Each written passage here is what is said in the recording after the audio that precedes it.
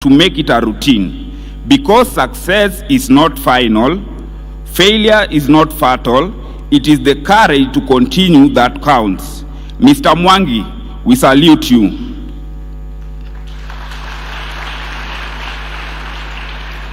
In athletics and ball games, we are also not left behind.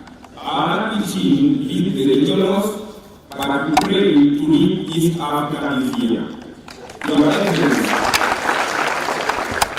Excellency, many of life failures are people who did not realize how close they were to success when they gave up.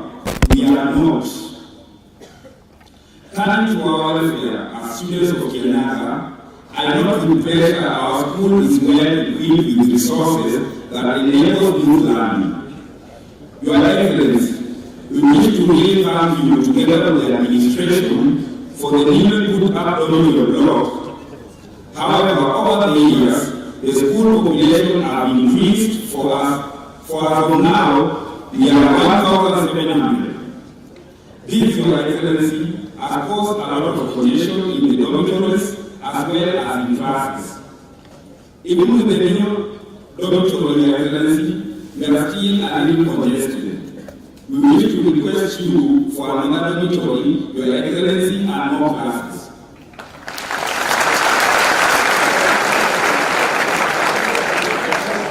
Your Excellency, in the past few months, we have been having challenges with water. We wish to thank you for your quick response to curb the water problem. We now have a goal in place and it will celebrate.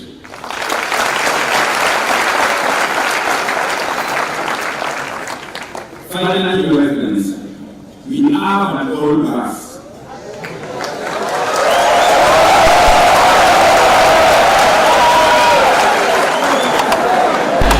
And we request you to consider providing us with a new bus.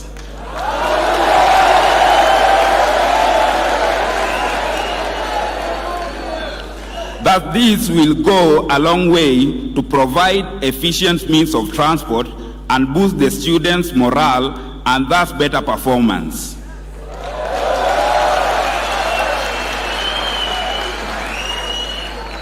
I now wish to thank the national, county government and other stakeholders for their continued financial and material support, especially in supporting our needy and bright students with school fees.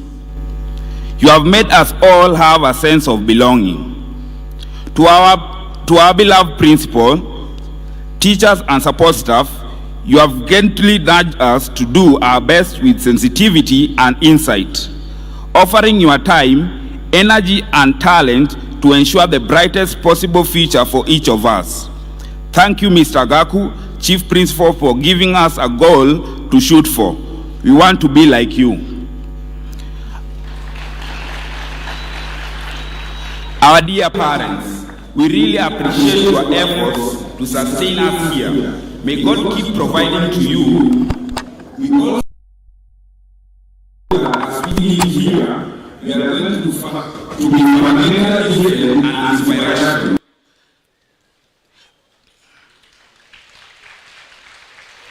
The wonderful values that the school instilled into us are a lifesaver in futuristic situations. To you, my comrades, thank you for being valiant men. Each your wagons to a star, and know the future belongs to those who believe in the beauty of their dreams. Also remember that whatever you can do or dream, you begin it, and boldness has genius, power, and magic in it.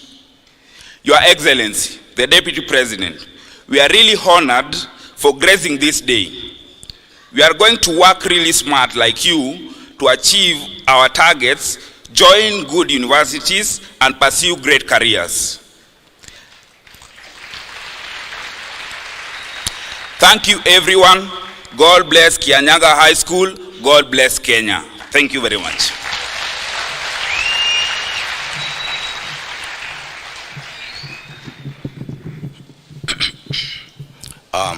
Thank you, our captain. Allow me, Your Excellency, to make a few remarks. Then I invite the Board of Governors to introduce the board members thereafter.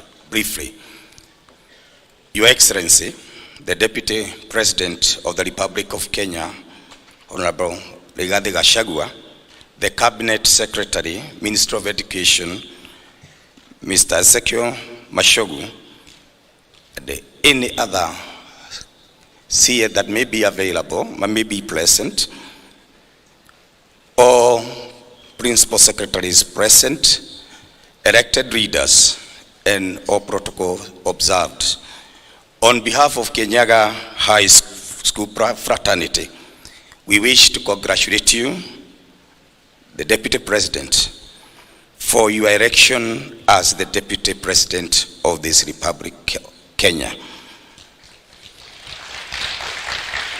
This in itself is a great motivation for our boys and all other stakeholders in this school. I would assure you we celebrated when you won. We knew we have won. Kianyaga had won. We are very grateful about this.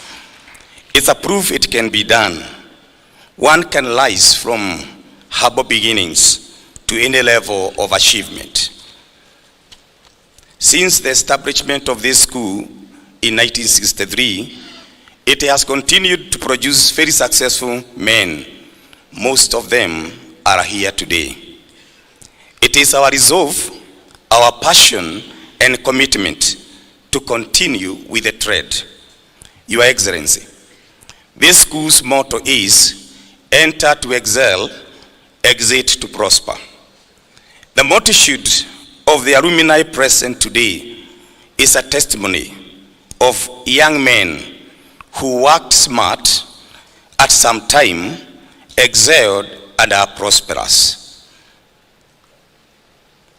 In our midst are great scholars who include vice chancellors, I know they are here, deputy vice chancellors, and other lecturers here, lawyers, engineers, career administrators, professionals, very successful businessmen, politicians, etc., etc. They are all here, having come from this school.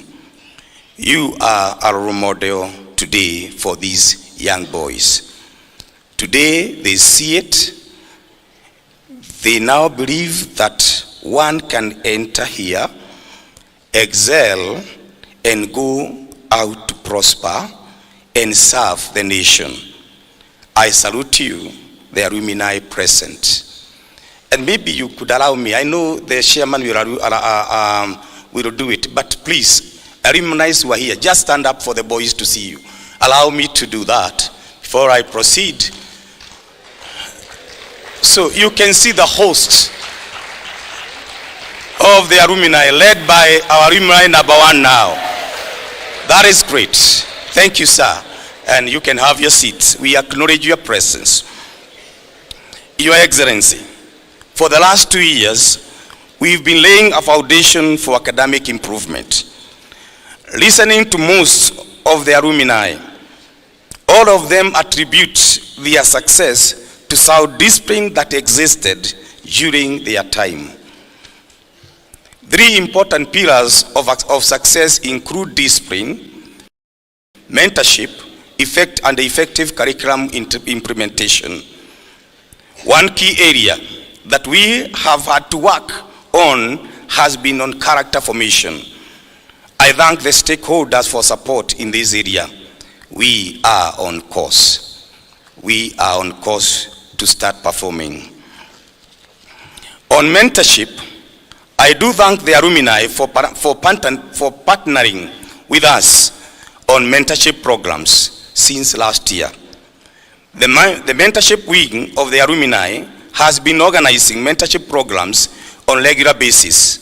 We believe this will go far into supporting the academic goals we have set to achieve.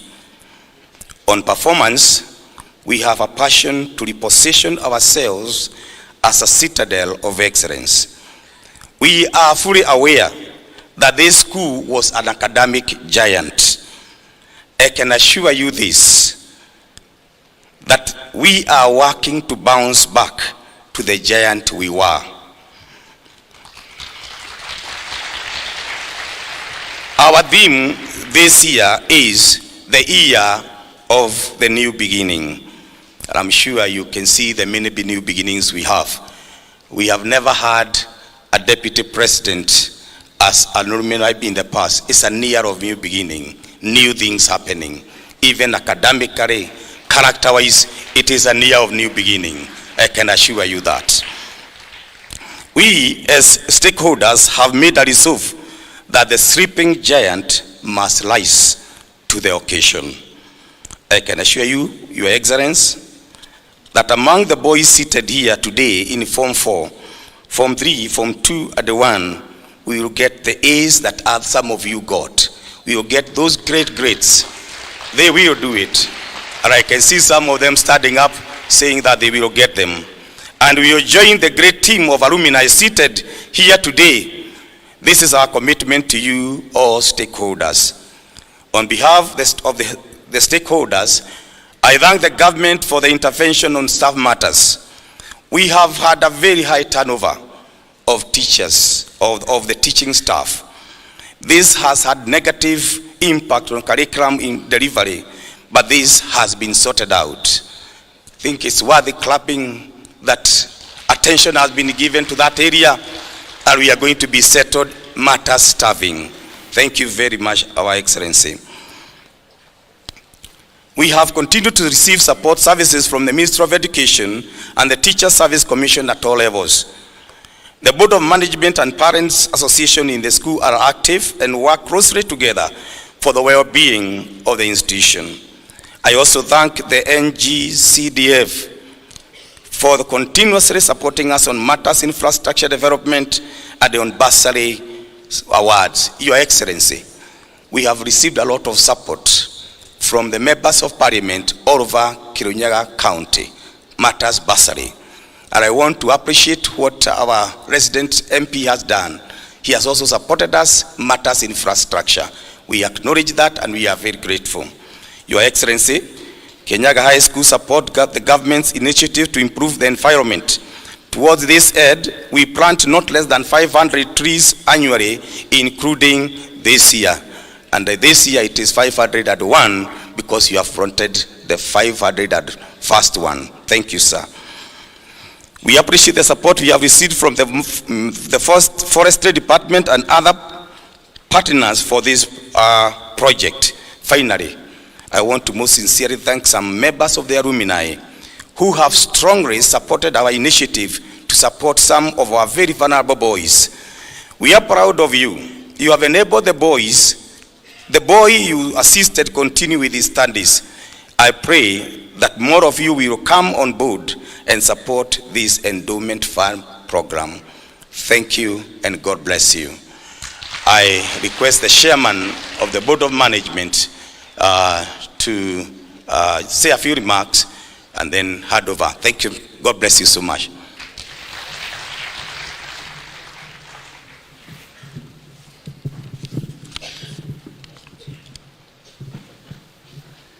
Your Excellency, sir, the Deputy President of the Republic of Kenya, Cabinet Secretary Education, PSs, honorable members of Parliament, honorable members of the Senate, honorable members of the County Assembly, all leaders present, all protocols observed. Good afternoon. It gives me tremendous pleasure to welcome all of you once again to this great institution. On behalf of the board and on behalf of the school fraternity, once again, I welcome you back here. Like the principal said, we are 62 years old. And indeed, what a way to celebrate 62 years than having the Deputy President of the Republic of Kenya joining us as an alumni of this great institution. Allow me to introduce the Board of Management. Kindly, would you be upstanding wherever you are? Your Excellency, sir, Those are the members of the Board of Management with whom we are serving this great institution. Thank you. I know with us our former chairman of the board. Please, wherever you are, could you stand, and even the members of the board who have served in the past, so that we may appreciate you. Those are the members who have served before us. Thank you very much. You may be seated. Your Excellency, this school was founded, like I said, 62 years ago by the Anglican Church, who remain our sponsors.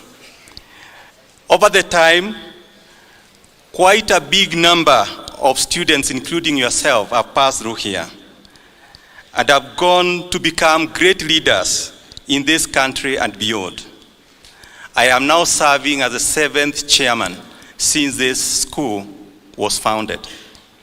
Today, we are privileged to host those who passed through here, the alumni members, among whom is none other than yourself, Your Excellency.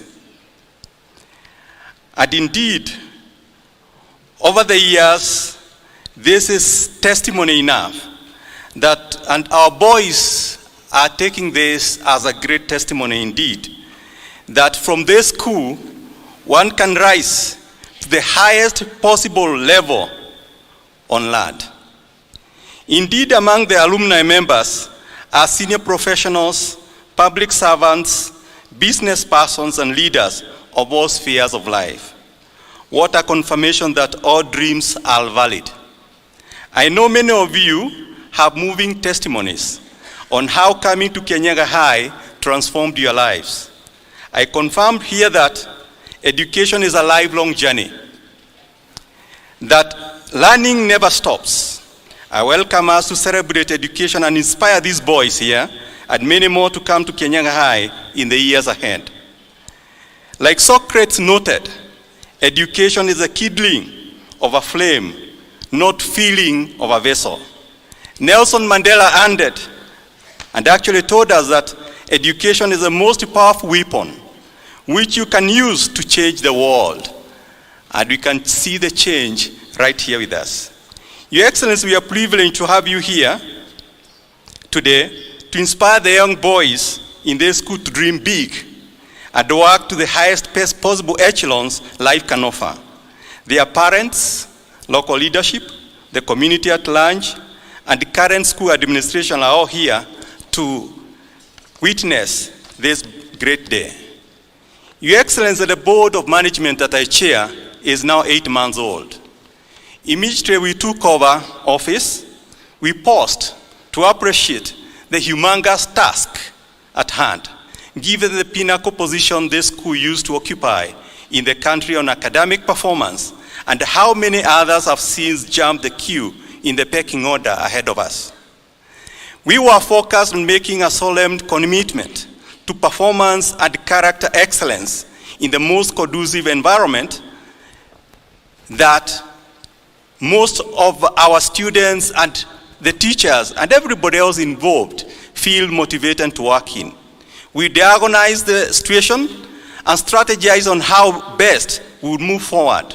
And we came up with an operational stall growly in this school based on 6 strategic pillars. The first one being academic excellence, the second one being wholesome character formation, the third one being development of physical infrastructure, the fourth one being incentives for teachers, students, and our staff, the fifth one being achieving maximum stakeholders' commitment, and the sixth one being financial management and sustainability. Your Excellency, allow me to just mention a few things about these 6 pillars. The school has developed a robust academic program with huge learnings from the past successes and failures, benchmarking from the best, and certainly those performing better than us. The teachers on their own produced an accord to this effect and have actually signed it with us, with the board. A wholesome character formation program has also been put in place, encompassing mentorship, exposure, spirituality, guidance and counseling, co-curricular activities, and a tough disciplinary system. I must commend the principal who has spoken before me and his team on the programs they are running on this, but also ask them to admit that more still has to be done. I want to invite the alumni to do more in being part of this mentorship program. We carried out a thorough audit of the existing infrastructure based on the projected student population in the next 4 years of about 2,000. And have confirmed that we suffer a capacity deficit of about 10 classrooms, 6 technical subject rooms, 2 laboratories. We have a dining hall with a capacity of 400 students. We already have a population of 1,700. You can only imagine what happens during meals. And actually, until yesterday, the dining was a dormitory. Our library can only accommodate 60 students. In a nutshell, we need academic spaces for consultations, staff offices at quarters, sporting facilities, reliable running water, and indeed we are very grateful. We will no longer talk about this as a need anymore. School vehicles. The school captain ably prosecuted his case on this. Thank you very much. And a good number of unreliable facilities that we need to spruce up. The cost of all this is estimated at about 600 million Kenya shillings. Oh yes. We are today privileged to have the biggest beneficiaries from our existing infrastructure and those who stand to benefit from any improvements. It is clear to me that our national and local leaders here are here to do the best in supporting better this in the school. We have also reviewed the current incentive scheme in the school and have admitted more needs to be done. We have made adjustments in areas we can within our means, but invite all of us to supplement this. With our 1,700 students, we have extremely needy cases, especially going by the current government policy of 100% transition to secondary school.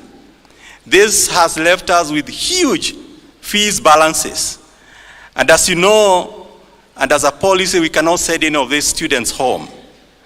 This has put tremendous pressures on our current meager resources at a time when prices for most commodities has really gone up.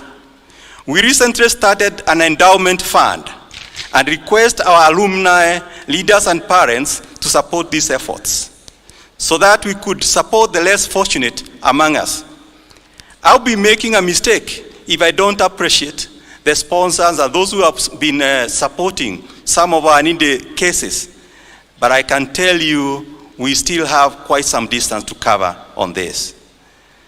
Our parents have continued to be the foremost financiers of our needs.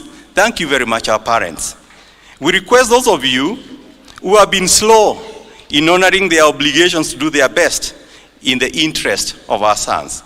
Your Excellency, as you come back to your alma mater today, we want to thank you most sincerely for your quick intervention in some of the challenges that we have suffered over the past, and which your magic today has catapulted some of them away from our basket of needs. You commissioned a 24,000 cubic meters borehole a few minutes ago. Ladies and gentlemen, if you could all be upstanding to give His Excellency a round of applause for that. And if we could do it in the usual African way. Hep hep, hep hep, funga, fungua, thank you. As I close, I want to give our fidelity pledge to you all. The boys have promised us, and you heard it from the captain, that going forward, we are going to have 100% transition to university. That the minimum grade will be a C+. The teachers have promised to work flat out to make this a reality. As a board of management, we have made it a cardinal duty to provide the best environment to make this a reality.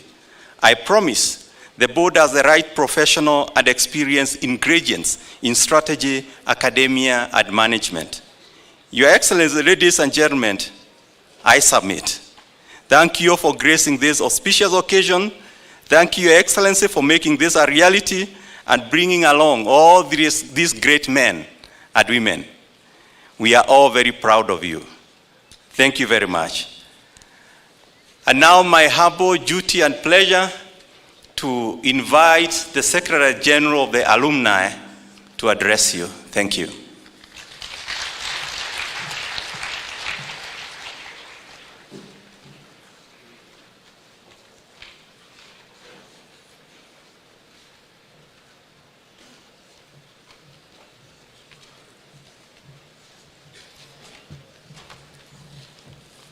Thank you, I'm a short guy.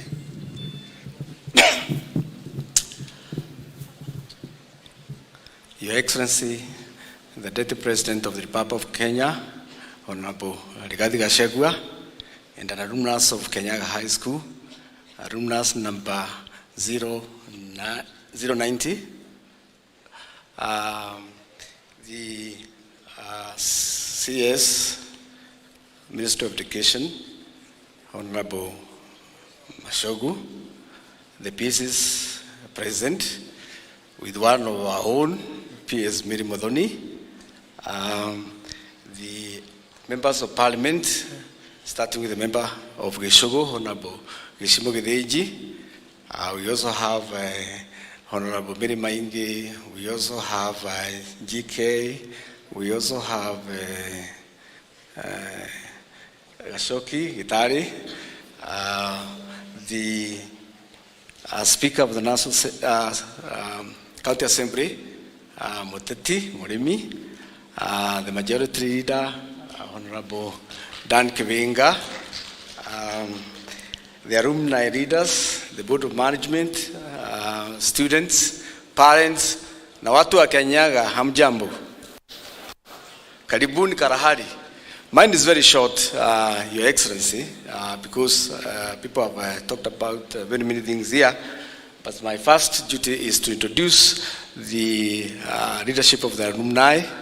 I want to request the chairman, the vice chairman, the organizing secretary. Just stand up, just wave from there. That is the leadership. The others, why is Senator? Moran? Okay. Then I want to introduce the organizing committee before I make my remarks. Your Excellency, when you instructed me and Commissioner Gaberi and Felix Wajohi in January to prepare for your homecoming, you said you wanted it to be a homecoming because I know you really love this school. I know some people are asking me, why do you call this place Karahari? But you can also see that this is a real Karahari. It's very dry. That's why we call it Karahari. Your Excellency, I came with a heavy team, big team. Where are you? Can you stand up wherever you are? The voices, the nyonis, can you stand up wherever you are?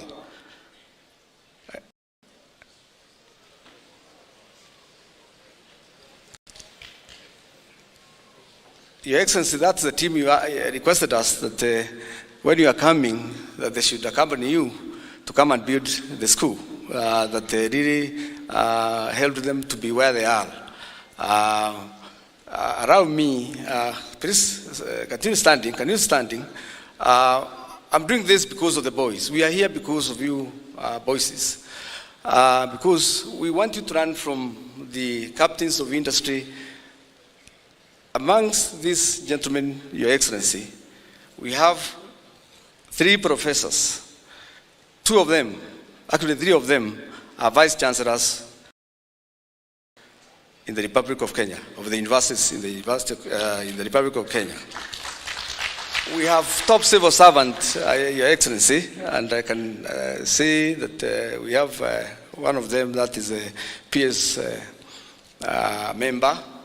That is Commissioner Dabiri. Where are you? Dabiri, just We also have the chairman of KEBS, the recently appointed chairman of the KEBS, that is Dr. Jeremiah Kianyaga. We have the former controller of State House, Dr. Nelson Gidenji. Let me wear my glasses. We came here because we want to show the boys that it can be done. And we said today is going to be our day, so Your Excellency, allow me just a little bit of some minutes so that we can be able to motivate the boys. Now I can be able to see. Your Excellency, you can just have a seat. We also have members of parliament. If you want to become a... No, don't sit, just sit. We have Honorable Wachira. I know all of them because I'm their chairman. Honorable Wachira from Laikipia West. We have GK. Where are you? Is he around? Oh, no, he's not around. GK, the member of parliament for Dia, is also an old boy. We also have a former member of parliament here, Honorable Munene Wambugu. Your Excellency, we have the current Deputy Governor of Laikipia. Your Excellency, where is he? Ruben Kamuli. Just have a seat. If I think you can sit, you can have a seat. The others can remain standing because I want the boys to see the kind of people that we have here. How many doctors do you have here? PhD holders, just as you had, those who are around. Just check. This is just a small sample. This is a part of the alumni. Those people have PhD.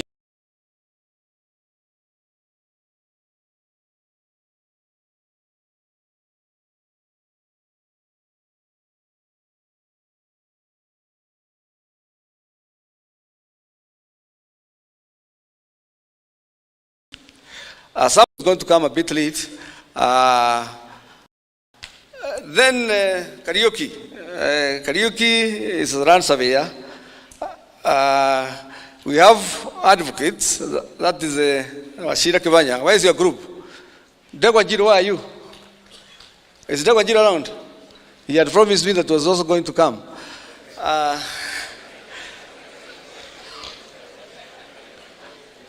Then we have a contractor here, that is Jomo. Jomo tried politics here last time, but kura hazikutosha. Next time, I hope you'll make it. I can see former senator of Embu, that is Reni Kevuti, of GeoMaps. He's an old boy. I think Dr. Gakuya, Vincent Munemi is a business person in this town. Just have a seat. Simon Maria, I think I know all of them, apart from a few. Professor Ngari, just have a seat. Murango, you tried some politics here. Dr. Maragwa and Akina John, let's sit down so that we don't take a lot of time. Now, we have one of the oldest... Yes.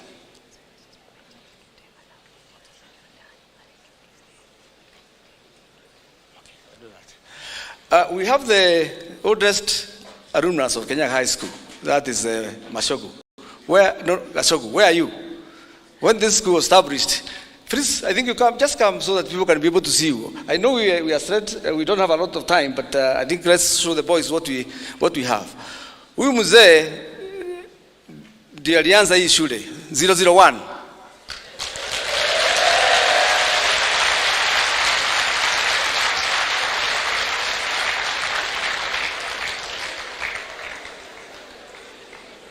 Just stay there. Kenyua. I don't want to take time. I want now 001. Gachagua.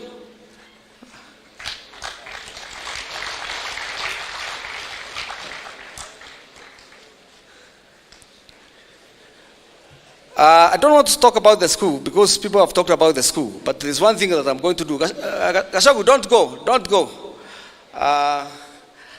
We want the alumni committee to come forward, please, if you don't mind. Can you bring the bunch that we gave you? Please come with it. We want the member 001 to install His Excellency as our patron.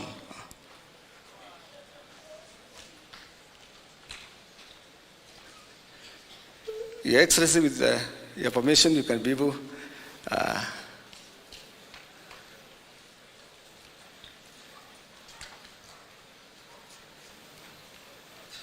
001.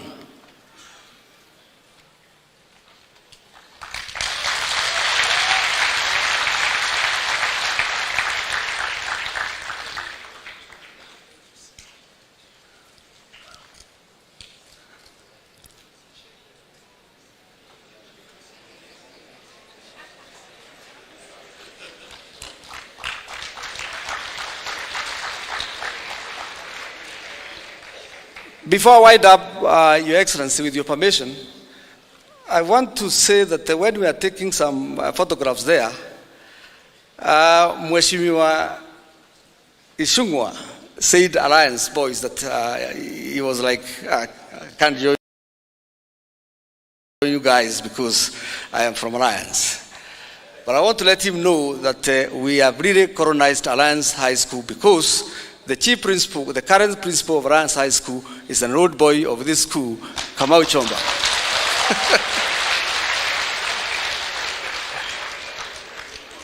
Now the message, boys, is simple. We are back. We are what? We are back. Asante.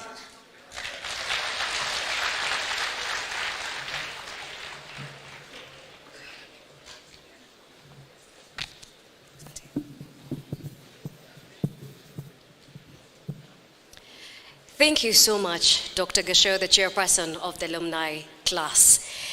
And of course, point to note, His Excellency, the Deputy President of the Republic of Kenya, indeed was a student here. Clearing in the year 1983, again, like we said, what a blessing, what a pleasure to host him once again. Having gone out there, after having sat in this school and stepped on these grounds, praying and finally achieving and coming back in his status to give back to community and the students. Your Excellency, sir, at this juncture, I wish to call upon the area member of parliament, Mr. Shimo Kidenji, to take us through this session. Karibu Mheshimiwa.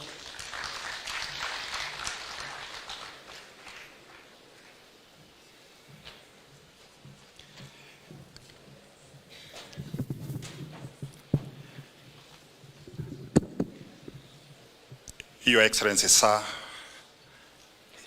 the Deputy President, Rigathi Gachagua, CS, Ministry of Education, all elected leaders at all levels, all protocols observed. Hamjambo. Karibu sana, Your Excellency, nyumbani.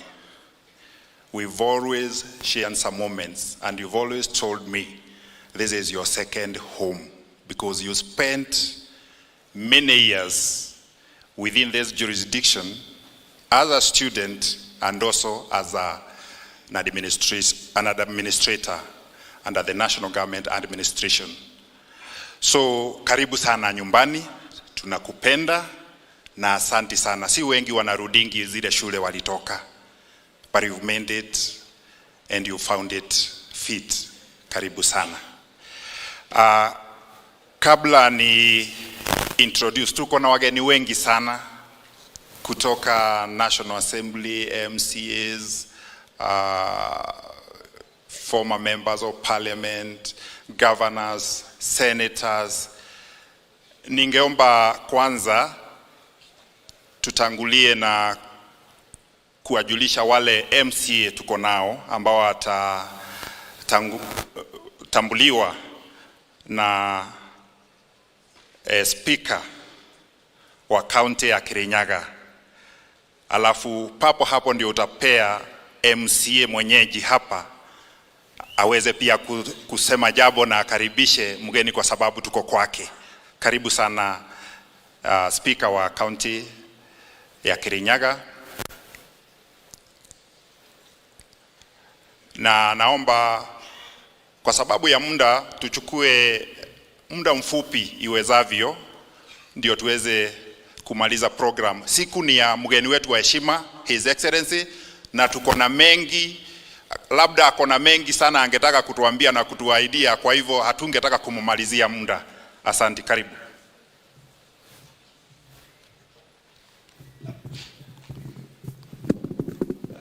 Thank you, Honorable Gishimo, Your Excellency, the Deputy President of the Republic of Kenya, Honorable Gachagua, the CS Education, Honorable Machogu, PS President, special recognition to our own PS, Honorable Mary Mudhoni, members of the National Assembly, members of the Senate, members of the County Assembly, distinguished guests, ladies and gentlemen, good afternoon.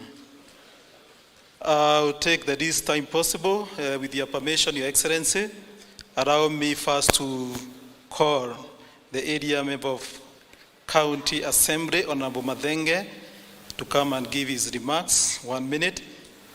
He actually tells me that he aspired to be an alumni of Kianyaga High School, but the then principal denied him an opportunity. I don't want to talk about things I cannot substantiate. Maybe he's going to talk about it.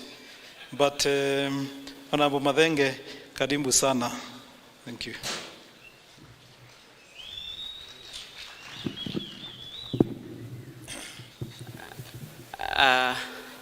Our Deputy President, Rigiji, na wadosi wote ambao wako Kianyaga, hamjambo.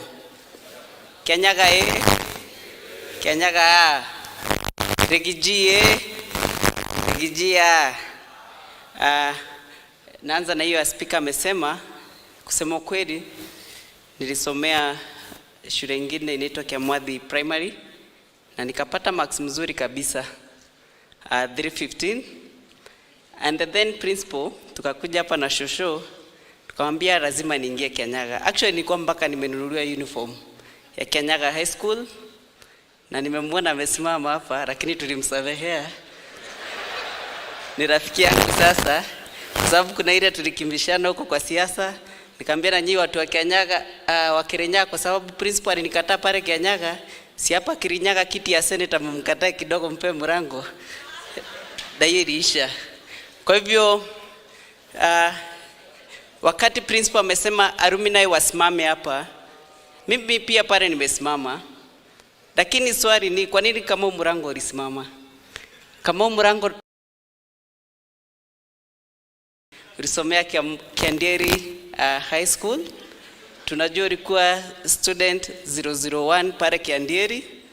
Ulikuwa the only student pale mwaka ya kwanza, ulikuwa unakuja position 1 na position.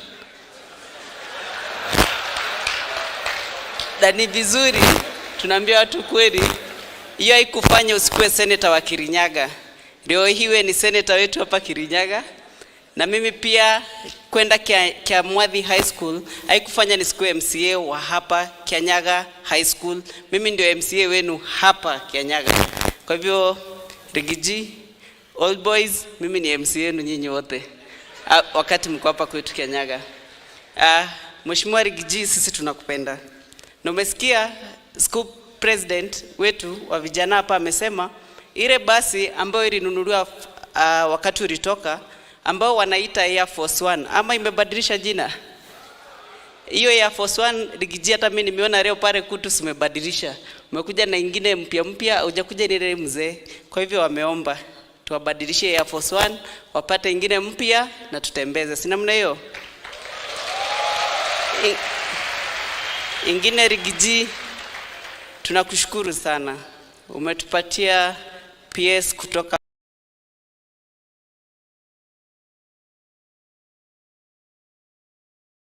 hapa kwetu Gishogo Mary Mudhoni.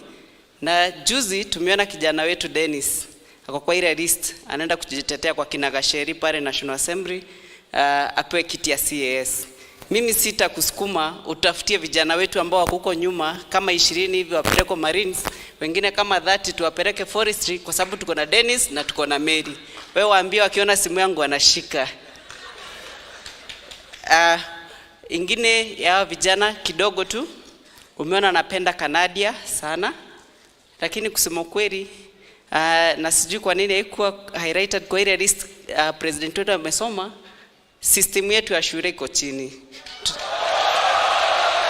Tunashindwa na wasichana wetu pale wa Kiburia Girls.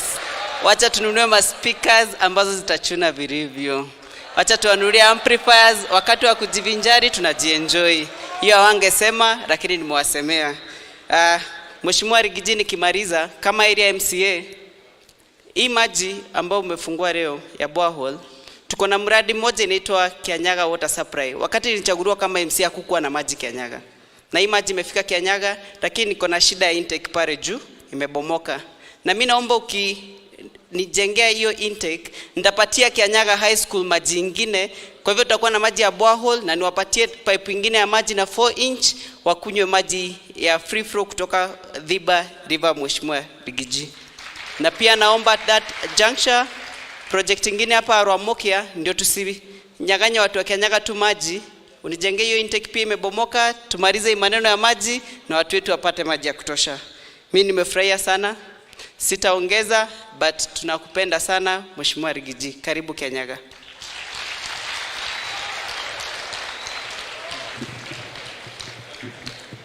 Thank you, Honorable Madenge. I'll also give a minute to the majority leader to introduce the Kirinyaga MCAs. 1 minute, Honorable Kibenga.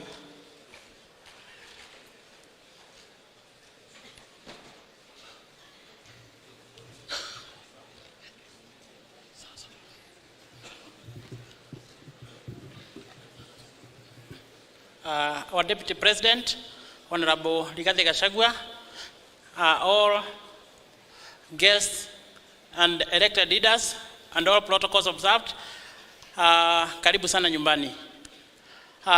Yangu si mengi, lakini kabla ni introduce my fellow MCAs, niko na ombi moja naweza omba on behalf of student. In Kirinyaga, hatuna shule ya vijana national school. Kindly, can you facilitate this school to become a national school?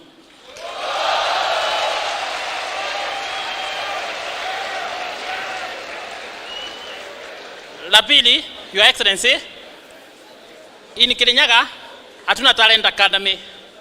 Na hawa vijana wako na talent. Hata umesikia ngoma wanaiba vizuri.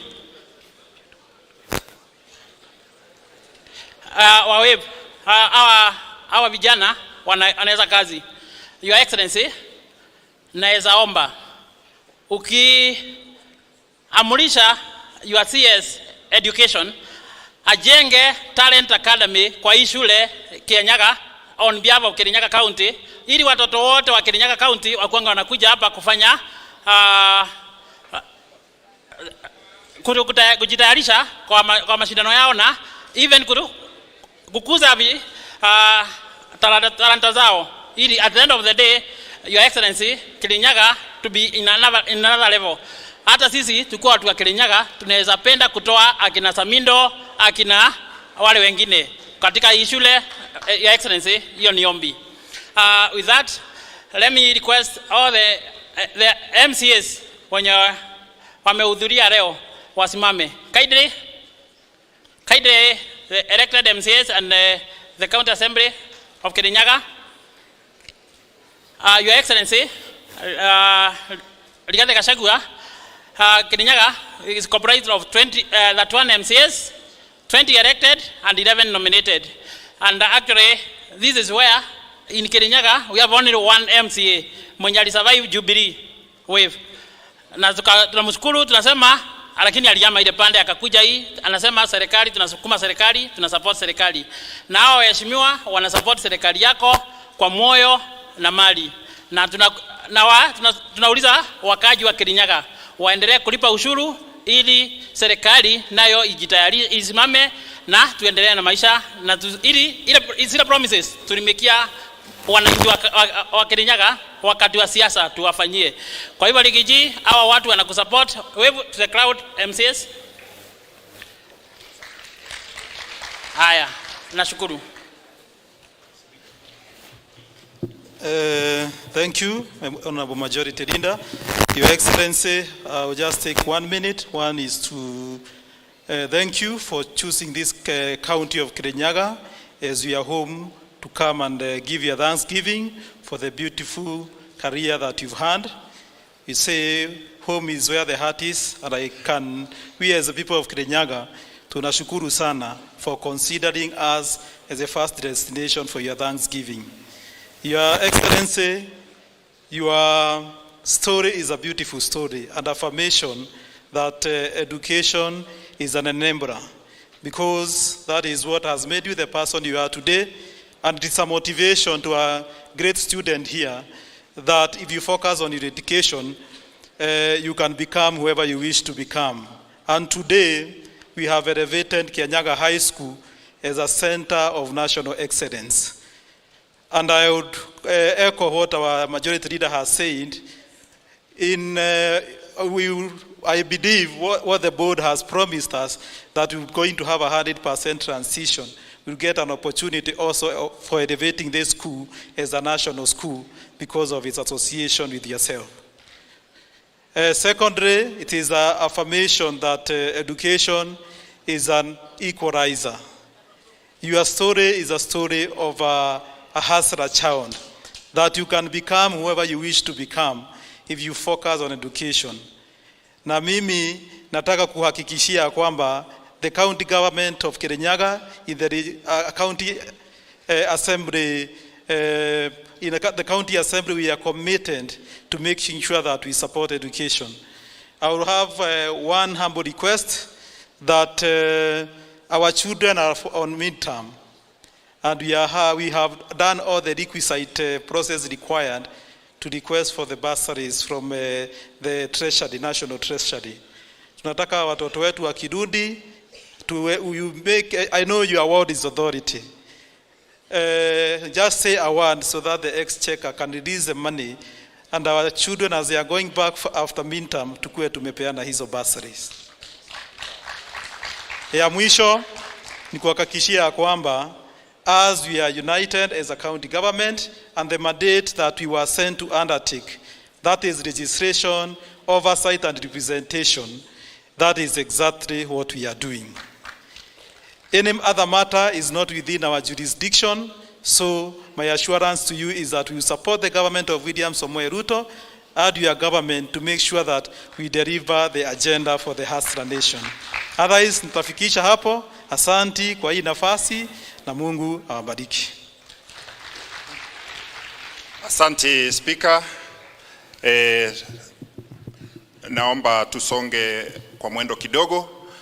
Before I introduce MPs from Kianyaga County, let me take this opportunity, with your permission, Your Excellency.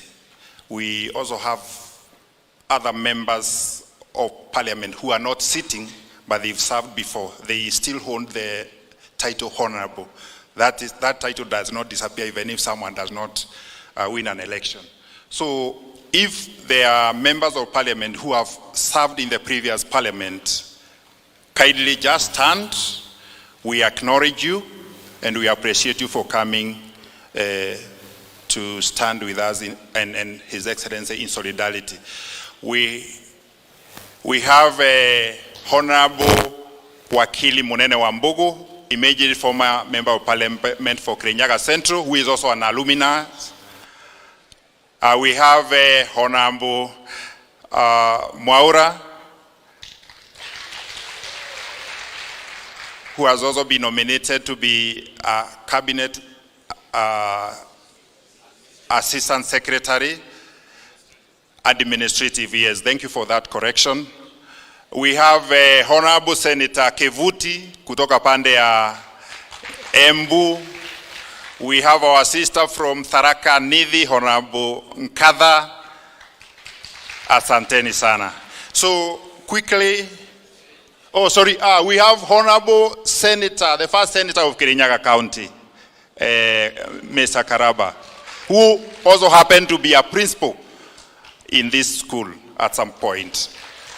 We also have Honorable Mushiri from Manyata, former who served in the 12th Parliament and 13th Parliament, and who has also been nominated. We thank the government of His Excellency William Ruto, which you are the principal assistant, kwa hivyo mmeangalia maslahi ya watu. Asanteni sana.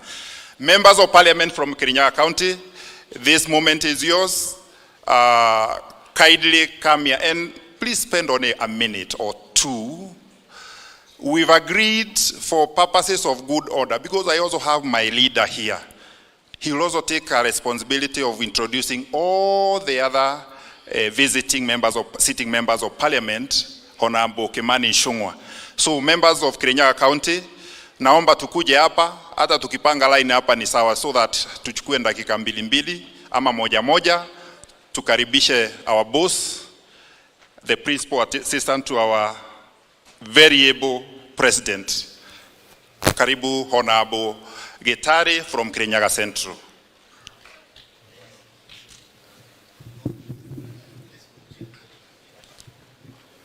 Your Excellency, the Deputy President of this Republic, the CS Education, PSs are all elected readers and former readers.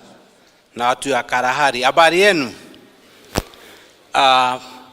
Bwana Deputy President, first I just want to tell you three things. Number one, I want to congratulate and say thank you to the presidency. That's you and the president for giving us Dennis Itubi to be one of the CSs. Bwana Deputy President, you know what Itubi went through. Lakini Bwana Itubi, walio kudharau watakuangalia kwa heshima. Bwana Deputy President, we are happy as people of Kirinyaga because of the support you are giving us. I want to confirm to you that I'm not from Kianyaga High School. I come from another school called Kamwiru, and I'm proud about Kamwiru High School. In fact, I've seen my principal there, Mwangi Karani. That was my chemistry teacher, who was from Kianyaga, and he made me who I am today. I salute him, Mwalimu. When the Deputy President, we are talking matters education because you are in school. I want to confirm to you, because we interact with the principals and other teachers, there are a few things that are happening, Bwana CS, which we try to look at. Number one, the localization of teachers. What happens? It's not that teachers do not want to teach, but some of them are sent to different locations when they are already old.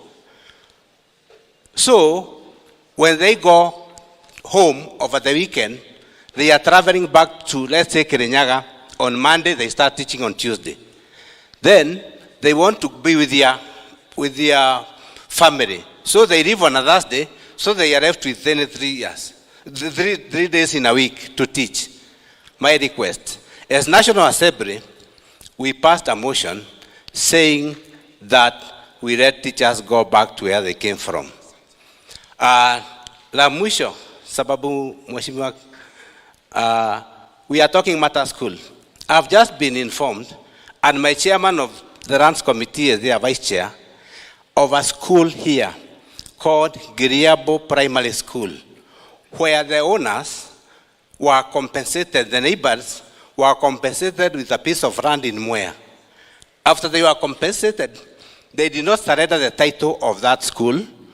So watu wameenda wakafanya succession, and they have subdivided that piece of land. Chair will bring that issue, and we will work with Gasheri, we will work with Geshimo, who is an advocate, and we must smoke these people out. God bless you. Honorable Mary Mainge, from where? Your turn, please. We can have Gasheri and GK, if they are around, to come in front so that we can save on time, please. Your Excellency, the Deputy President, elected members, current and present, both County Assembly and National Assembly, CSS, PSS present, old boys of Kalahari, students of Kianyaga High School, ladies and gentlemen, God is good. And all the time, I've been asked to take just a minute by my majority leader, and I'll do exactly that. Your Excellency, I have having gone to Kabare Girls, I have very fond memories of this school. And I am not sure I can compress all that in a minute, but I'll try.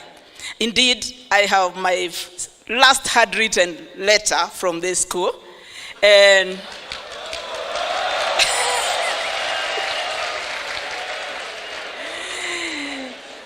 Old Boys of Kianyaga High School, aka Karahari, if you are the author of that letter, I hope you still hold my copy. But before I sign off, when I went to school, and Your Excellency, I'm a witness to that Moshongwa song because I attended the music festival then. So we were in school just about the same time, maybe different classes. Kabare Girls and Kianyaga High School.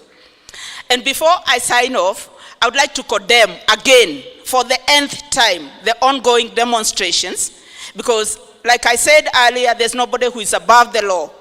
These Asimio characters must give this country a breather. These characters cannot forever hold us at ransom.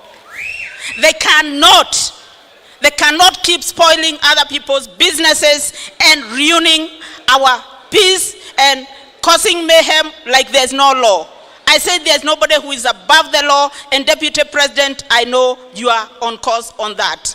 Let us have peace. This case was adjudicated. The aggrieved parties went to court, and the case was adjudicated. And gazetting unnecessary holidays, I think we need to take care of that. I sign off and I thank you, and I'm happy to be back. Now it's time for our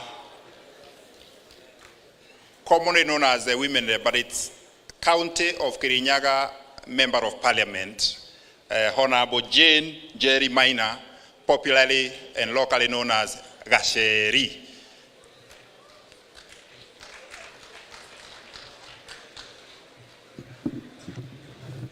Your Excellency, the Deputy President of the Republic, all protocols observed. Kianyaga boys, Saseni. Saseni. Your Excellency, I have fond memories of this school. I also happened to attend Kabare Girls High School. Nilikuwa na boyfriend hapa, lakini akapotea. So juzi akapiga simu, nikamwambia hii imeenda. Si ndio? Your Excellency, I want to appreciate the support that you have accorded young leaders. And I want to say that it is something we need to take note of as leaders of the mountain, to support these young people because they're the leaders of tomorrow. Your Excellency, mimi nataka niseme ya kwamba kuna program ambayo tunaendeleza inaitwa Triple Threat, na principal mimi najua tutakuja hapa ili tuongee na vijana. Na najua saa hizo system itakuwa imeletwa ili tupige dance kidogo. Si mnaona I'm still young? We can dance kidogo, si ndio? Your Excellency, I also want, because you say you're a truthful man, mimi leo namba tu ruksa kidogo, I be a truthful woman. Labda ule area MCA hajasema, na mimi ni mama county, hata kama umri wangu ni mchanga, mimi ni mama wa hawa watu, na kuna MCAs wa sita wetu, because it is in the public domain, ambao walitimuliwa kwa house leadership pale assembly. Na mimi naomba uzungumze na leadership. Manake hapa Kirinyaga, we want to work for the people. And I want to say with absolute certainty that members of county assembly have not only a right but a duty to oversight the county government. Na yezi kuwa ya kwamba tulitafuta kura na hao MCAs na sasa wananyoroshwa na hakuna makosa ambayo wamefanya. Your Excellency, to the boys, mimi nataka I sponsor a trip, you come to parliament, mkuje Senate, mtembee huko, niwaonyeshe njia, si ndio? Mtakuja? I love you so much. Asanteni sana. God bless you. God bless Kirinyaga.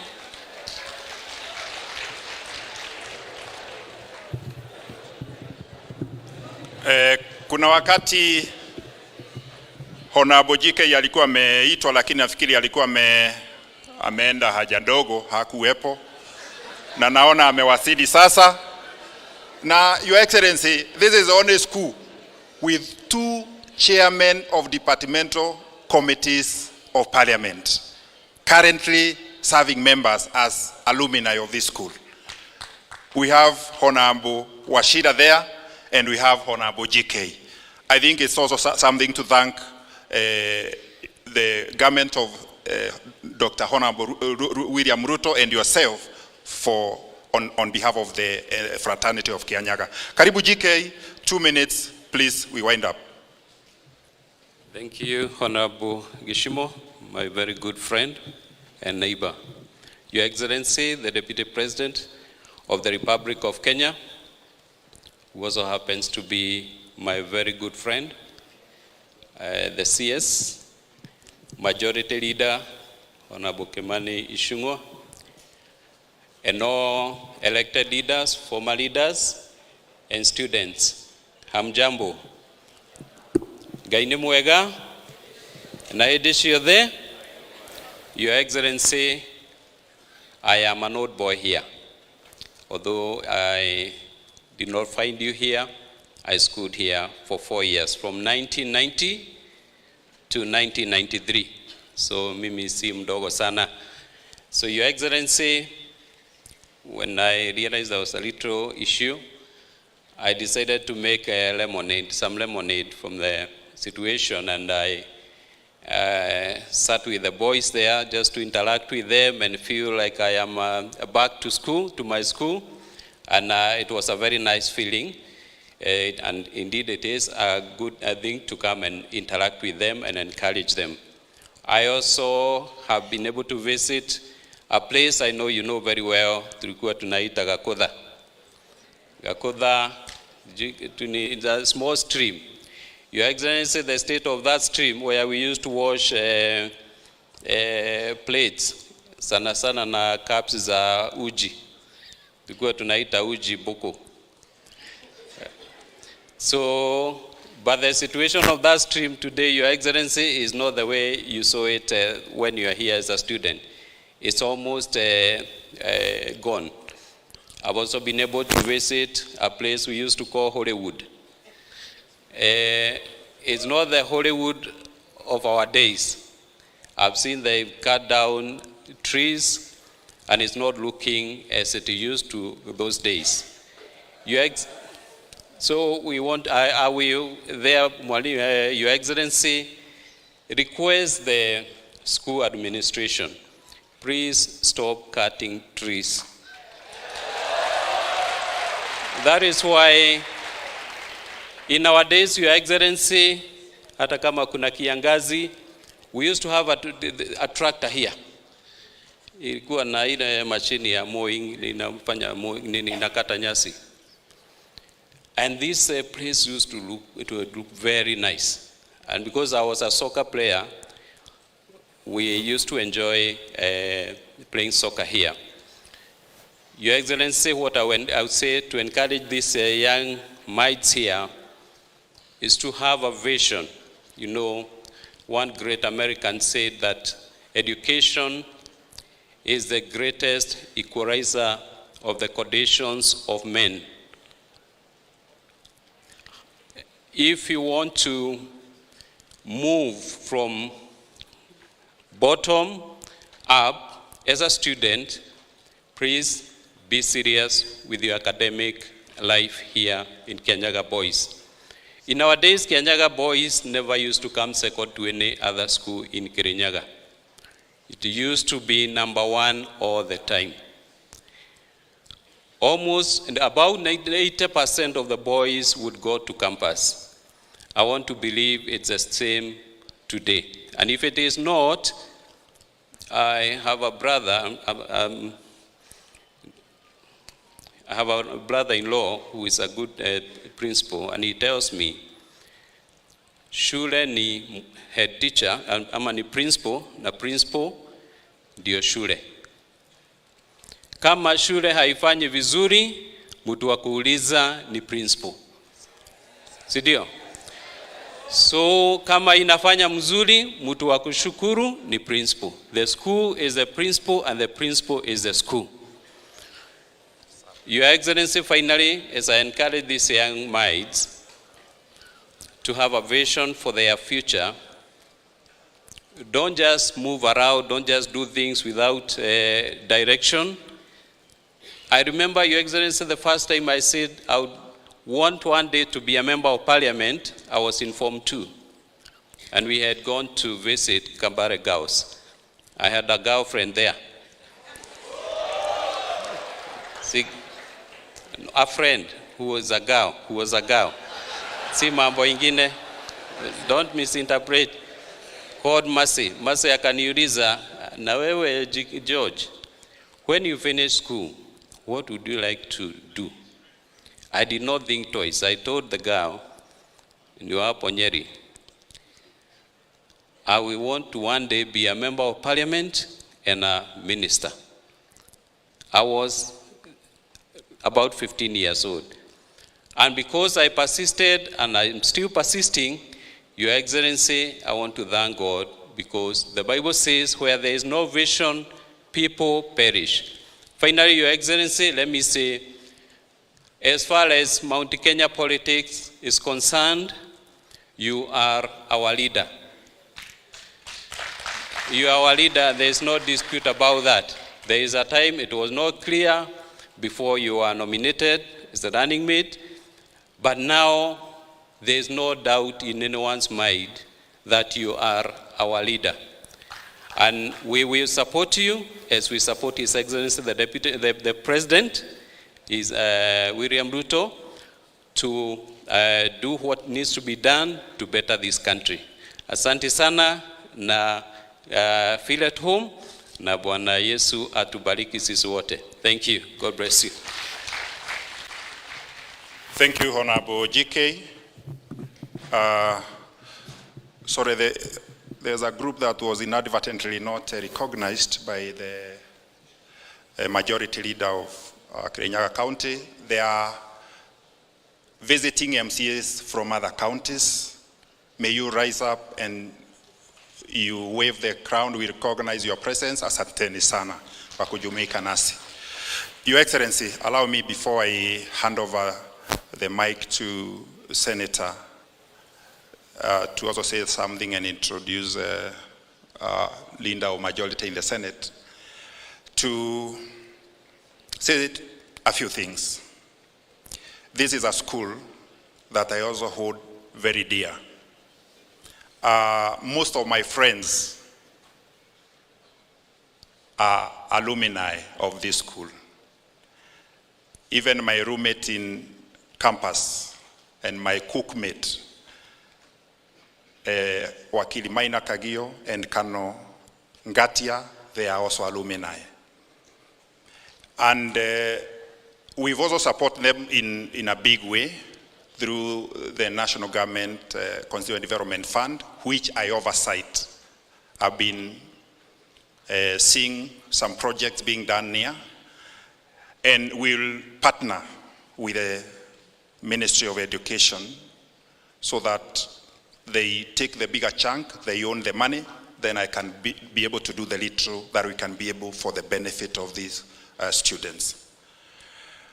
Secondly, I was feeling like I'm disadvantaged not to have been an old boy of this school. But when I flashed back, the school that I went with the nominee for CAS, Dennis Itumbi, we also found that there were also senior people, but some we are not proud to be associated with them. Because I will not mention the name, but if I tell you the story, you link. One of them doesn't have a clear mind where he's ending, and he's been following other people. Yeah, even to a maandamano. Even here at some point there was a phrase called the watermelon and all that. That is not a person I can be very proud to be associated with. But you, I'm proud to be associated with, because when this school is within my constituency, then I feel this is the direction that we need to take. So I want to take this opportunity because you are the principal assistant to the president under the Constitution. When we see you around, we also see the president around. because you are the principal assistant to the president, a constitutional mandate. Kindly, I don't want to go too far because His Excellency the President has promised the Gachagua community in your presence that all the projects that had been commenced, including the roads which are ongoing, they will be concluded. And we have no doubt about that. So it's just a reminder that I'll be knocking the offices which you've bestowed to the ministers with your assistance to enable the roads that we've commenced in Gachagua, 95 kilometers, to get complete. We also appreciate, with your intervention, water that is being done at Morateri, up there, going to Kerogoya, Kutus, and Kagio to Sagana. We have a collaboration with Tana Water. Your PS is very cooperative. We will bring this water this side so that it can also serve the entire Kabare and probably Baragwe, so that that water can also serve the people of Gachagua for their benefit. Water is life. So we need to share a resource that is scarce so that every other person can benefit. We will be engaging more because I know this is the government in your leadership that came to power knowing the needs of the people. So there is nothing, no reason or no need to belabor more, because we even hand economic fora all over the country and all these matters are documented. With those many of you remarks, let me rest my case and take this humble opportunity to invite Honorable Morango, the Senator of Kianyaga County, also to make his few remarks and also introduce Honorable Cheriot to introduce the other senators that are in the House. Then Echongwa, I believe, will take over from there to introduce the other members of Parliament. Thank you so much for that opportunity. Feel welcome any other time. Any other time. Thank you.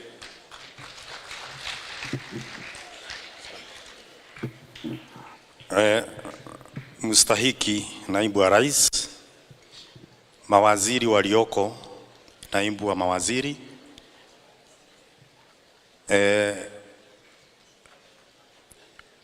wambunge kutoka nyumba zote ya Senate na ya National Assembly, viongozi wa wengi kutoka nyumba zote mbili, na watu wa Kianyaga na Gachagua, mjambo.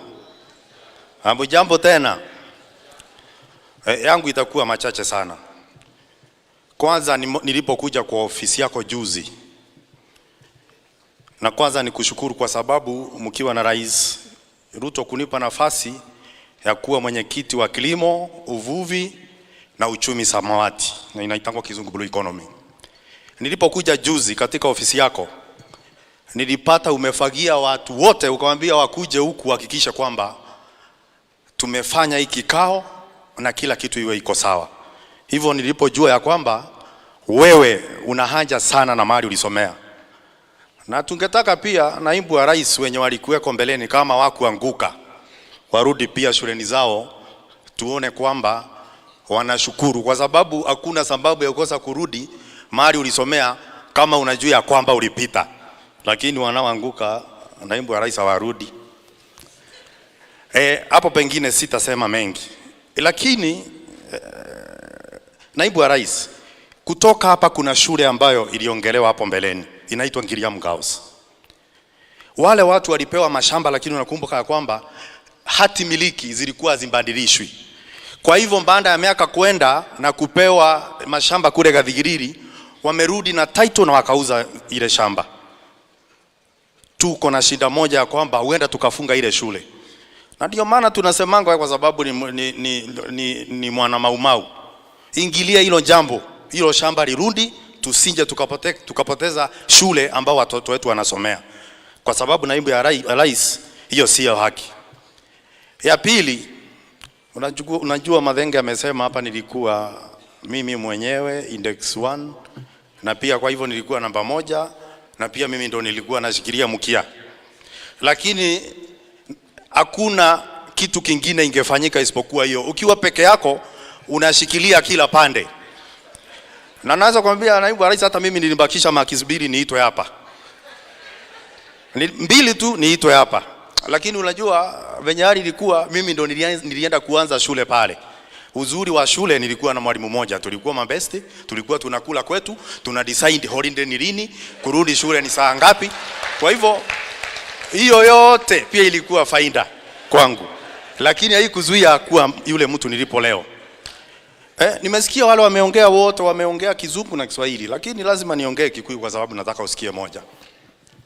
Na tondo munene tondo ngino nginyere kuwa bandu bagukwira kioroka bekwire nyameini na koguo tondo maundu are megukundaga kumaria no ngerwo ndiandirie ri no ndekire kabangwire kuna marua imethiine yaku rora assembly ya Kirinyaga no ikawa ngui wirore aruta nde responsibility ona emwe mbunge ria takibiga ya kurithia mathenge uria uwi wega ni waragia nake miaka 15 the responsibility ona emwe na tigane andu acio ona are manominatiro matingi mbungeo ni ukwenda wikare orore uyu mugika siasa na mathenge ari na kilo 54 bau riu maratwara no na mukwa thimiti ni mathina ara mekundu ku kawangu imugika siasa nake bare ari mweru riu irite tarunguru oriri ni mathina ara me assembly yo mwire tu uria wonganirie form ciothe guku niketha tutigacindwo cira onake ndenakio mutumia ora wiki wathuriro Kirinyaga urari na thina muno bingo nomination abona akendakoragwo na nginya ona kaundu ona kamwe koguo siasa nini ri nini nyendaga kwaria ngarikania na tondu nowe ni ndugu na nowe ni ngunyitagirira kumo tene nginya riu na nowe ni ngukunyitirira tondu ndamathia ya katero ni mamenya ni ndagutigiire kiongo umirire na kiongo na ninyite mateke na mutingoe ndeithiriria bandu bau niketha turute wira na thayu na nindi na thina na county government na ndirerire ngavana ranjirire te involved na maundu acio marathi na mbere no mebata mburi itikirio kuria kuringana na uraya wa mukanda wayo mundu asavite miaka 15 ni abe nafasi yake mundu ena PhD thini wa assembly yo former CC finance arona ku ni wega maroro na kira maratigiirwo na kune maratunyirwo no nyende siasa isithire na ndina marua nigukuigirira methiini na ninguka uria wekire Kericho kwa majority rinda Aaron Cheriot thondeka aba ni kaundu kanini ko wewe gikaro kimwe ndake igiri ni ona ndegetwo ningwenda gukua tu o Irumi na Rawama mimi nitakuwa sawa si hapo ni pazuri watu wangu Your Excellency nimeambiwa hapa nikuje mimi niongee lakini nikimaliza kuongea kwa sababu nakuja kumalizia nitakuja niite naibu wa gavana alafu naye anajua mwenye atapatia nafasi maseneta ni wengi wako hapa na tuko na majority leader na kwa sababu sitaki kungolewa kwa kamati although kule seneta tuna hiyo tambia nitakuja ataitwa na naibu wa gavana ndio watuongeleshe mengi na kwa hayo na machache mimi nitukimalizana ni kwenda nikupeleke ile shule pale nilisomea pia upaone sio kama hapa na vijana wa Kianyaga wakati mtakuja kutembea Senate National Assembly mimi ndo nitachinja mbusi mimi ndo nitanunua sonda pangeni haraka mkuje na kwa hayo machache na mengi na mualika naibu wa gavana mstahiki wa Chila Kidhanda hakuje naye aseme yake alafu atamuita kiongozi wa wingi katika Senate awajulishe wale maseneta tuko nao hapa asanteni sana kwa Chila Kidhanda.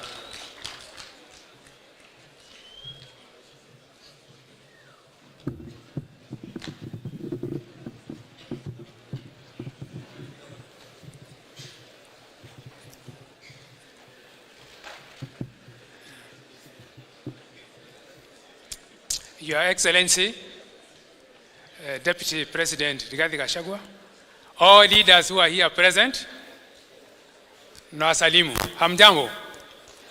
Before I give the remarks of our governor who is not in today, allow me to recognize the presence of our governors who are here. They have taken time to come to be with us here, and we really appreciate that. I was very pleased to know that one of my colleagues, Deputy Governor Ruben, is also an alumni here. So please, Ruben, come. Your Excellency, Governor Muthomi, please come and greet us. Tafadhali sana. You also have the Governor of Laikipia, Joshua Irongo. tafadhali muje on behalf of the governor. Governor alisema mkija tafadhali muje msalimie, na wewe ni ndugu yake sana na tunakupenda sana. Karibu tuongeleshe kidogo. Okay.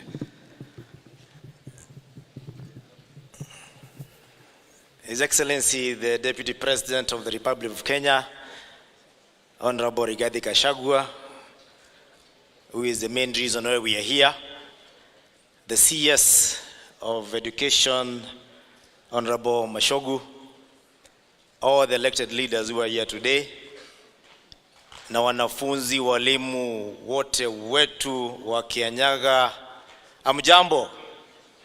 God is good and all the time. I see Your Excellency, I have just come in a few minutes ago. I told you I was going to be a bit late, and I know people have been seated here for a long time. So every time somebody comes up here to speak, they are looking at that person as, how long will you take? And I want to tell you, I have no business taking long here. For me, it's very simple. I am here kwa mwaliko wa His Excellency the Deputy President. When he was in Tharaka-Nithi on Sunday, he just mentioned it to me and told me to come and support him. And that's why I'm here. I also called the governor to get landing rights. And she told me that nikifika hapa nitapata deputy wake na watu wa Kirinyaga wanangoja. And I told you, Kirinyaga people, for me it's always very easy to come to Kirinyaga. I don't think what to wear. I just speak what I had last week. I put on, I come. Because hapa ni nyumbani. And wakati Gasheria alikuwa naongea, so boy is very excited. And I could not help thinking of flashing back. Your Excellency, my wife schooled in that school that I've been mentioned here, Giriambu. I think if I came to Kirinyaga, I would have discovered her earlier. Badala ya kungojea nimuone nikiwa mzima, akiwa mungumu kidogo kupanga. Yeye ingekuwa rahisi. But God's time is the best timing. And I want to say the school is a very, very critical foundation for any leader. We are happy for Kianyaga to have molded you to who you are. Kama mwalimu ange decide wewe uvute bangi ungevuta tu, kwa sababu angeachilia tu na vitu vingine. But because najua alikunyorosha, that is why you are back here to give thanks on behalf of all these leaders here. And we learn from you that we should give thanks because of people who molded us. And at the same time, it is a lesson to the students who are here today that you can be anything in the future, but that starts now. Because I'm sure when His Excellency the Deputy President was here, he was really gearing up to be a leader by working within the environment he was given to ensure that he becomes a leader in the future. And that is what we give thanks for. Lastly, Your Excellency, I like a leader who has spoken here and said you're a leader in Mount Kenya. You're not only our leader in Mount Kenya, you're our leader in Kenya. The President of Kenya is very busy organizing the economy of this country. And we're happy that you're assisting him to do that. However, if the political element, if the political organization is not taken charge of, we'll end up being like Mheshimiwa Kibaki, who did so much for this country, but he almost lost a second beat because they were not taking care of the politics. So as the president is busy taking care of the economy, do not shy to take care of the politics, because it is that politics that defends that economy. Because without it, we are not going here in this country. So when we see you tell that man that I don't want to mention on his face that it is not acceptable what he wants to do, we are proud of you and we are behind you, and we want to tell you that happened to your tuko. He either shapes up or shape out, and you know to where. Because I've never had in any democratically elected government where somebody decides to be rogue and live in his own banana republic and even conceive the thought that you can walk to the highest seat of power, just walk in and storm and invade it as if you're invading a football match. It is not acceptable in Kenya. So we are behind you na kanyangia hapo. Ukiona wengine tuko hapa, We are here because we know what you're doing. Thank you very much, and may God bless you. Thank you very much. I'm now going to invite Joshua Irongo. Like if you're governor, Your Excellency Kuja, because he cannot speak before you. Ongea kwanza, alafu aongea ama ungetaka wacha mtakuwa wako ongea kwanza. Huyu, as you know, huyu ni deputy wa Laikipia, mnamfahamu? Chief Whip pia. Na Chief pia wewe Chief pia. Karibu ongea na dakika kidogo tu tafadhali, so that because muda umeyoyoma sana. Tafadhali. Muda kidogo tu. Your Excellency, Sir, the Deputy President of the Republic of Kenya, Rigathi Gachagua, the CS present, the PS, and all other political leaders present, Kianyaga Alumni, maboys wote ambao tuko hapa, good afternoon. Yangu ya kwanza ni kusema ni shukran for this great and big day. For sure, our patron, we are proud of you. You have made Kianyaga proud. Ati unaweza toka hapo chini na sasa leo tunajivunia. You are now in the top rim. Twasema asanti. Pia nataka kusema for sure as a confirmation, hata mimi nilikuwa student hapa. Mimi nilikuwa naishi Ruto, Cubicle 2. Najivunia kukuwa mwana Kianyaga, and any support in terms of character formation, modeling this Kianyaga High School to be the best. Sisi tuko hapo ndani.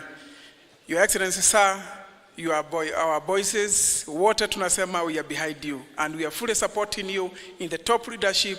Ukiwa nyuma unasema kweli uko na jeshi yako.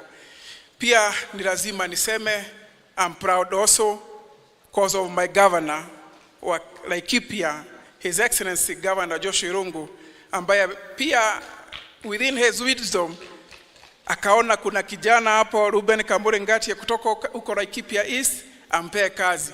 Kwa hivyo sasa hata sisi wale marafiki wangu mnajua lazima tupeleke mbuzi kwa mzee. Kwa hiyo heshima ametupea kama Kianyaga kunichagua kama one of the alumni, tupeleke mzee mbuzi. With those few remarks, Your Excellency Governor Joshua Irongo, ambaye tuwakupenda sana hapo Laikipia, karibu, na tunasema pia asante before these guys wa kunipa kazi na kurepresent Kianyaga Alumni. Thank you.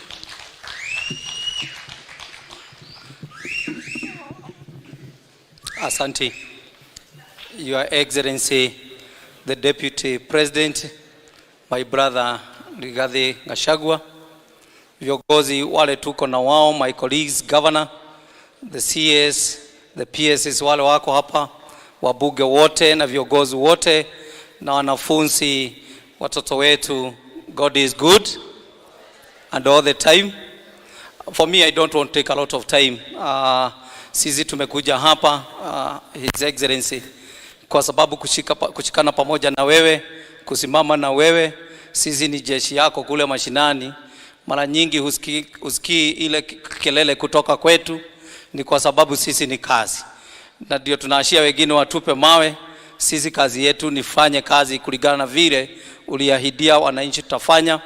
And on behalf of the celeb governors hapa, I want to bring greetings from Governor Nyeri, Governor Kahiga Mutahi, yule amenituma na mchango yake ya kusimama pamoja na wewe. Niko na mchango ya kutoka kwa Gavana wa Nyandarua Badilisha, na hiyo yote ni ile kusimama na wewe. Kama vile tunakuambia sisi kama wa Mount Kenya governors wote tulisema tutasimama na wewe. Yale yote uliyasema ya kwamba utapatia kule bottom up, kuinua maisha ya watu wa mlima kwa mambo yote, kwanza mambo ya ukulima na mambo ya mahospitali, mambo ya afya, hayo yote tunataka kuhakikishia, kwa sababu is a devolved functions. We will never get you down at all on this agenda. Na sana sana ile tunakuomba kama sisi watu wa celeb Mount Kenya ni ya kwamba fertilizer sisi huku kwetu bado fertilizer haijafika mzuri. Na kwa hayo sisi tunasimama na wewe, and we want to assure you all our total support. And for the students, for me, I want to wish you all the best, and may God's favor and grace be upon you to realize the dream of 100% transition to university. Thank you, and God bless you all. Thank you. Thank you very much. Mana Mundo Meyoma Sana, I'll be very brief. I would like to read to Your Excellency the message from our Governor, Anu Mombi Igoro. As you all know, we've been seeing in the media. She's attending the 67th workshop of the Commission on the Status of Women at New York. So she sent me to represent her here, and that is why I'm here. I'll read her message. His Excellency Deputy President Rigathi Gachagua, Education Cabinet Secretary Ezekiel Mashagu, Leader of Majority in Parliament, all elected leaders,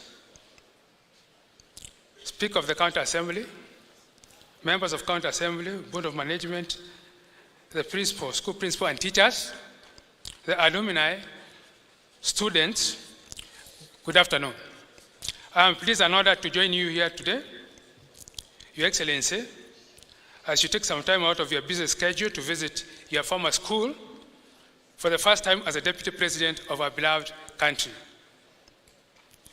Your presence, Your Excellency, demonstrates your zeal and commitment as a role model towards academic excellence and positive character development of our children. Education is the only window of opportunity that can effectively address the challenges facing the world. It's only education that can break the fundamental processes that keep people in a vicious cycle of vulnerability, gender oppression, and impoverishment. It is only education, Your Excellency, that enables us all to participate in decision-making at all levels of society. Your Excellency, from the onset, I wish to register my deep appreciation to all teachers in this school for their immense sacrifices and unconditional passion in the teaching career that, despite various challenges, they have continued to serve the nation by ensuring they continue impacting knowledge on our children. I'm truly delighted, Your Excellency, to know that as a county, we continue to post good results in both KCSE and KCPE national examination. I would like to take a moment to raise a glass in appreciation for the Kianyaga Boys High School. This school has over the years not only put Kianyaga on the map of academic excellence, but has also been, in my current administration, we have more than 10 senior officers, amongst them county executive committee members, chief officers and directors who are product of this school. In fact, we have, I'd like at this opportunity, take this chance to ask all those who are from the county government, the CECs and chief officers present, can you please stand up and wave?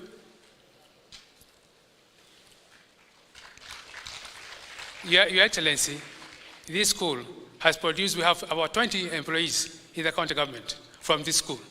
That tells you the impact of this school. In the last 5 years, my government has issued bursaries to about 102,000 needy students as commitment towards ensuring our children remain in school. This year, we have adopted a new model of offering fully paid scholarship to the vulnerable children, and some of the beneficiaries of this program are in this school. Your Excellency, our Kianyaga Rising Dream is on course. We wish to thank His Excellency, President William Ruto, for securing the initial funding for the Sakana Industrial Park.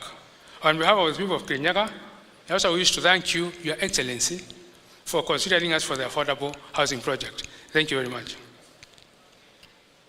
The industries will require creative and innovative workforce, and it is you, students who are in this school and others, who will take up these jobs. To the students, I wish to remind you that you have all one thing in common: high performance. You scored high in your KCPE exam, and that is why you are here as students. Like us who are in school before you, I know you feel waking up very early in the morning and reading some same notes sometimes again and again, tiresome. One of the famous Greek philosophers, Aristotle, said, "The roots of education are bitter, but the fruit is sweet." Sometimes it will be boring, tiresome for you, but believe me, education is the easiest and surest way to change your life for the better. That is a message to you students. You are smarter than you know, braver than you imagine, and more determined than you realize. Every day, try to do a little bit better than you did yesterday. Our Deputy President His Excellency Rigathi Gachagua, who was a student like you here, is a living testimony for us all that no dream is too big to achieve. A student from Kianyaga is today the second in command in our nation. Kianyaga is a trailblazer for success. Therefore, failure is not your portion. You can be anything that you want. I challenge, lastly, Your Excellency, I challenge the teachers to become proactive in teaching and learning process to bring forth a desirable holistic approach to education.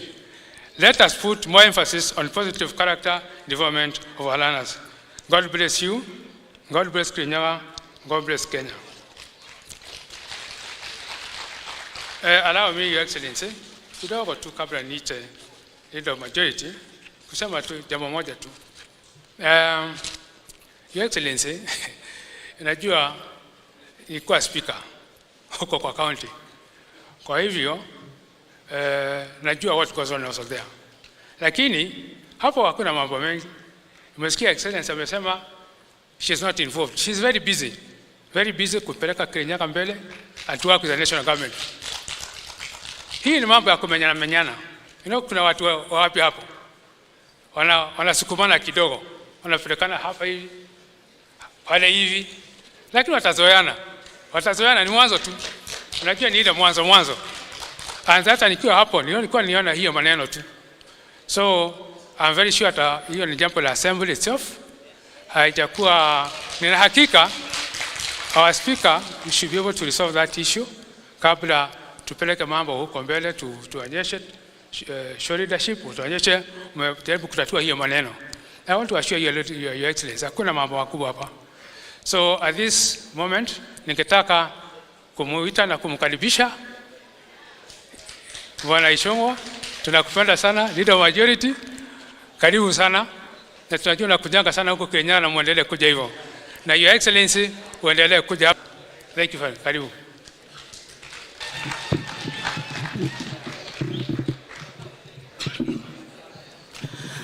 Asante sana DG, Your Excellency the Deputy President, all protocols observed. Utanisamehea naibu wa rais.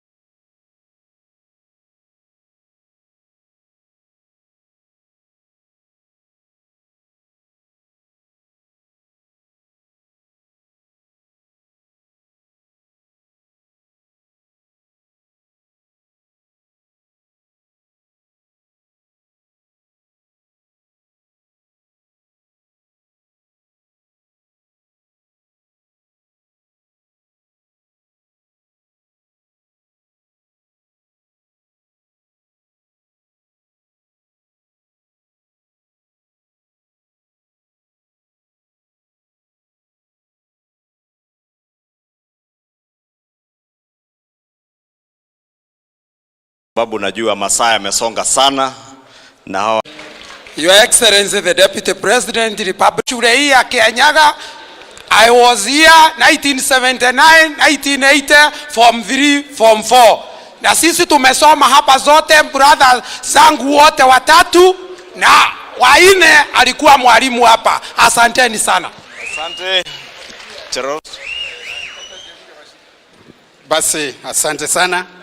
Your Excellency the Deputy President, the CS and all protocol observed. Kwa majina, mimi ni Joseph Cherorot, mbunge kutoka Kipkelion East, Kericho County.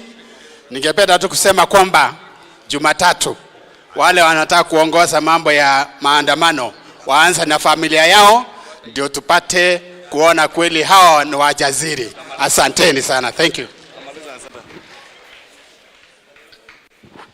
Your Excellency and all protocols observed. Jina ni Daktari John Kanyuithe Mutunga, mbunge wa Tigania West, Meru County, na chairman wa Agriculture Committee in Parliament.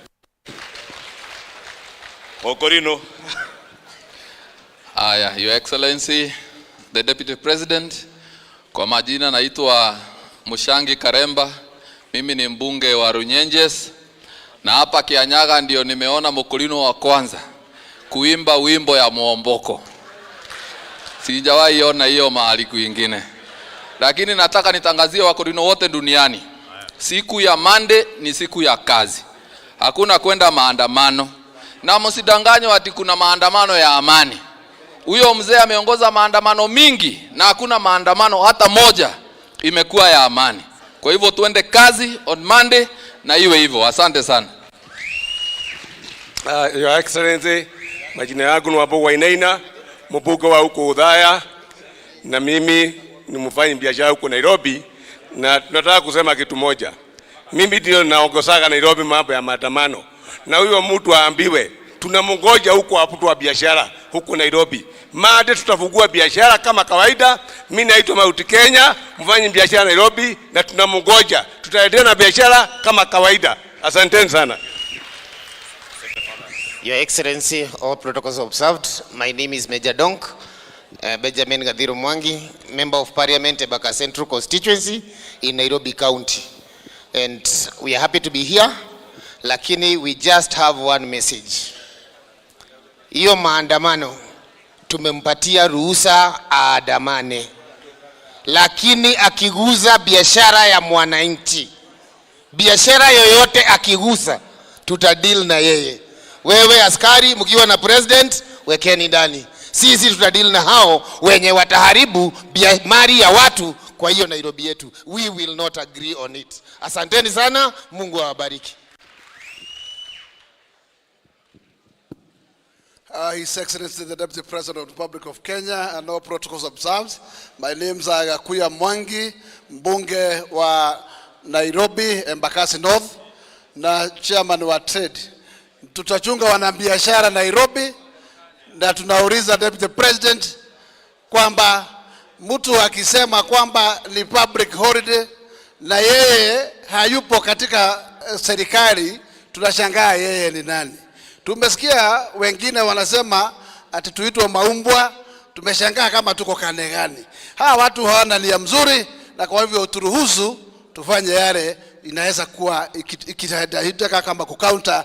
Tutaruhusu biashara zetu sitembewe mate. Asante. Asante sana Your Excellency. Andũ a Kirinyaga mũyũ gũkũ. Andũ a Kirinyaga. Andũ a Kirinyaga. Njamba itũ nĩ ĩno. Ĩno nĩyo njamba witũ. Mũthamaki witũ. Tũrĩ mũhoyagĩra. Asante sana, njĩtagwo wa Mũmbi, mũmbunge wa Mathĩra. Asante. Your Excellency the Deputy President, majina yangu ni Njoroge Kororia, mbunge wa Gatundu North.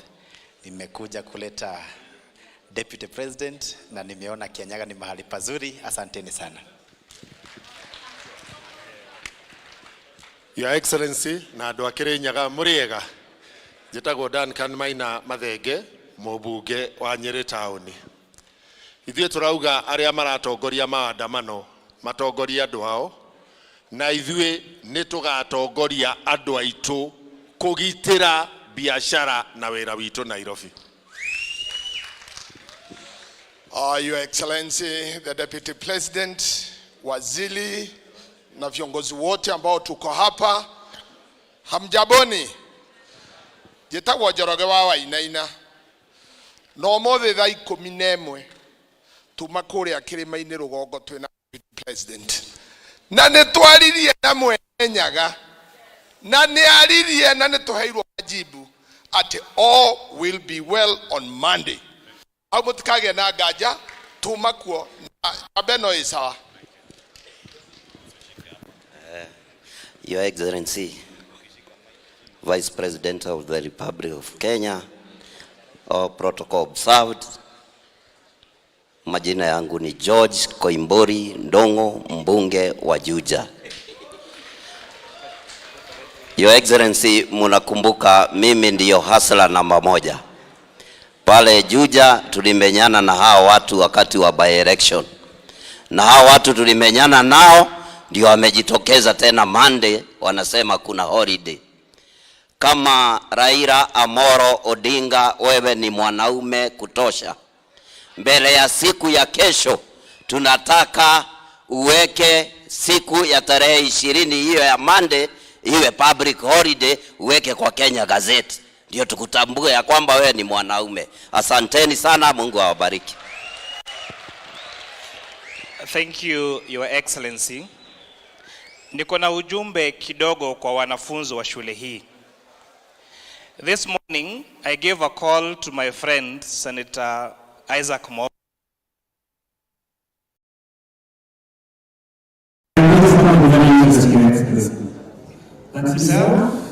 Myself, my name is Kuria Kimani, MP for Molo, and the Chair of Finance Committee at the National Assembly.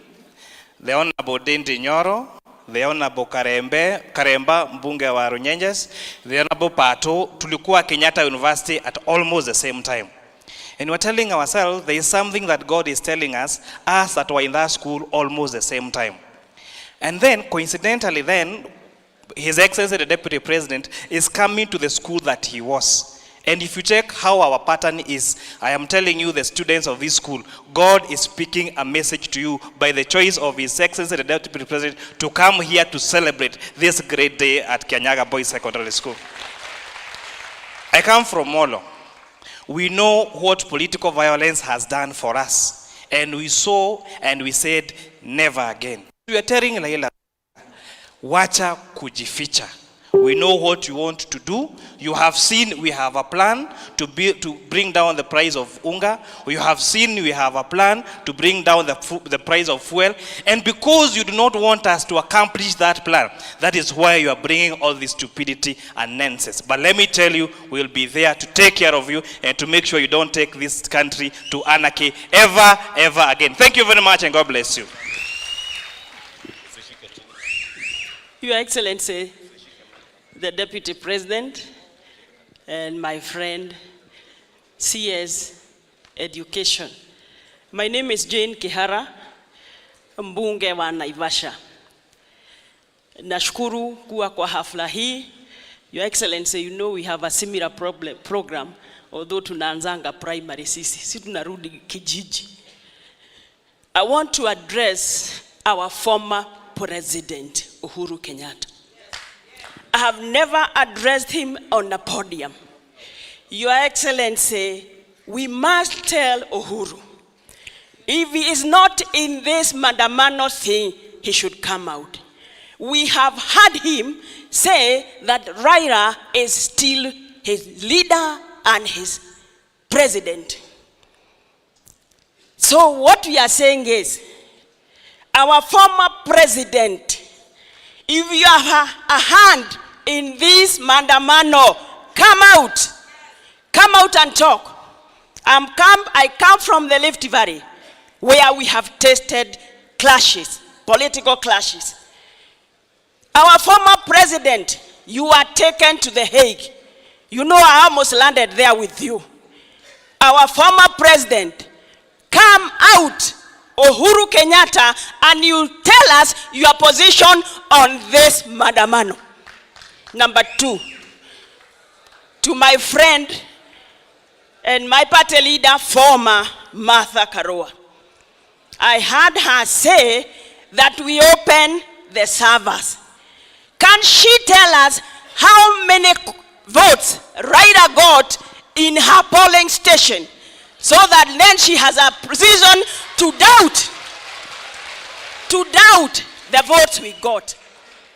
Please, let Raila give us peace. I was with him in the 9th Parliament. He walked out of Kibaki government. Hangevumilia vile Ruto alivumilia akiteswa na Uhuru. He walked out, being a minister and a senior minister. What is he trying to tell us? Kama hangevumilia, mzee mpole, mwambie tuko pale tunamgoja, but let Uhuru declare his interest. Haya, nimekubalia Jane sababu ni mama wetu, wengine nusu dakika. Asante sana, Your Excellency, our Deputy President, all protocols observed. Kwa majina Irene Joki kutoka kule Bahati, mama ambaye ameokolewa juzi kutoka kwa sufuria movement, na ninafurahi sana kuwa hapa. Karibu sana Deputy President. Hapa ndio nilipata bwana, kwa hivyo hapa uko nyumbani na ninashukuru sana. Kwangu ningetaka kusema sisi watu wa Nakuru, ama Bahati hatuko tayari kwenda maandamano na hatutaki kwenda maandamano na gugaterere hitigoro etoire yuganire ndakoromanya manene na ndingehota koguo eno no gukugera kugahatire kindu ngihota gwika. Kwa hivyo mimi nasema hakuna maandamano kwetu Bahati. Asante. Your Excellency the Deputy President, my name is Susan Goge Nduyo wa Mwindu, Woman Representative Tharaka Nithi County. Langu ni kukushukuru kwa kuchukua nafasi this very noble cause, coming back to this school to say thank you. I've just been imagining if all of us here, the leaders and the leaders in this whole country, kila mtu angechukua hatua kama wewe, arundi kwa ile shule alisomea kutoka primary school mpaka secondary school, mobilize the other alumni na tufanye vile umefanya, kila shule ingesonga. La mwisho, Your Excellency, tunajua kuna maandamano on Monday. People are complaining of pesa kidogo, very poor economy. Nakumbuka vizuri wao wenyewe, every marriage has products and fruits. These are their fruits. Walienda wakapandisha VAT, wanasema maisha imepanda. Wao ndio walileta CASs, ndio wafanye kazi, bado wanalalamika. Na mkiona wazee wako na mvi wanatembea na masufuria, there's a problem. Si tuko chonjo, Tharaka Nithi tunangojea pale Dhochi wavuke ndio watajua Tharaka Nithi is a stronghold. Thank you very much. Thank you very much. Your Excellency, the Deputy President of the Republic of Kenya, my name is Betty Maina, the woman rep from Murang'a County. Thank you for inviting us here to support the Kianyaga Boys High School. I want to guarantee you these are future responsible husbands or future responsible wives. Kianyaga High School cannot host gays. So we want to urge our boys and our future husband, musitikia kuingia gay, wasichana musitikia maneno ya lesbianism, hata Supreme Court ikisema watu wakuwe gays. Supreme Court ikisema watu wakuwe lesbians. You are ideal gentlemen and we are going to prepare for you very many beautiful wives for you. Asanteni sana. Your Excellency, my name is Redikiri Mugambi, Muruidhania, Member of Parliament for Bole, Meru County.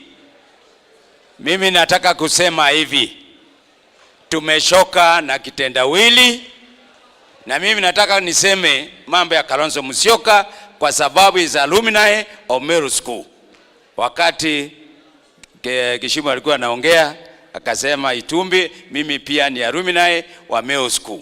Meru School has never produced muoga, watermelon. Kalonzo atujui ni byproduct ilikuwa wapi, ni ile mbegu mbaya ambaye iwezi chomwa, ambaye iwezi change, ataendelea na hiyo tabia. Kalonzo cannot address the President of the Republic of Kenya. Yeye na Wamarwa, yeye na Kalua, hao watu they cannot and we should not allow them. Sisi watu wa Mount Kenya, muno sisi wa Meru, Kiraitu amerudi, tunaongojea Munya. Sasa mambo ya Raila huko Meru tumemaliza. Sisi tunasimama na William Samoei Ruto na kada ya Wera. Na by the way, thank you very much. Hii kisungu imesumbua watu wa media, nimejua pahali litoka. Leo ndio nimejua difference ya spouse na wife. Sasa hivyo watu wa media andikeni vizuri, mtu alisomea hapa Kianyaga, walifunzwa Kiswahili mzuri. So asanteni sana. Mimi wakati Moses Kuria alichaguliwa kama CS, aliniwashia kiti ya Nairobi Business Community. Ninyi je taka wa Muru idhania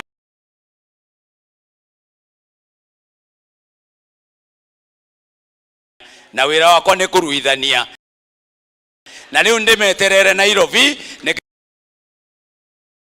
Asanteni sana. Thank you very much. Asante Muruithania.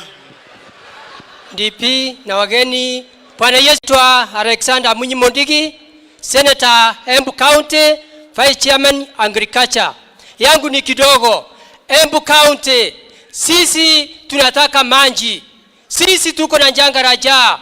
Sisi tunataka elimu. Sisi tunataka maendeleo.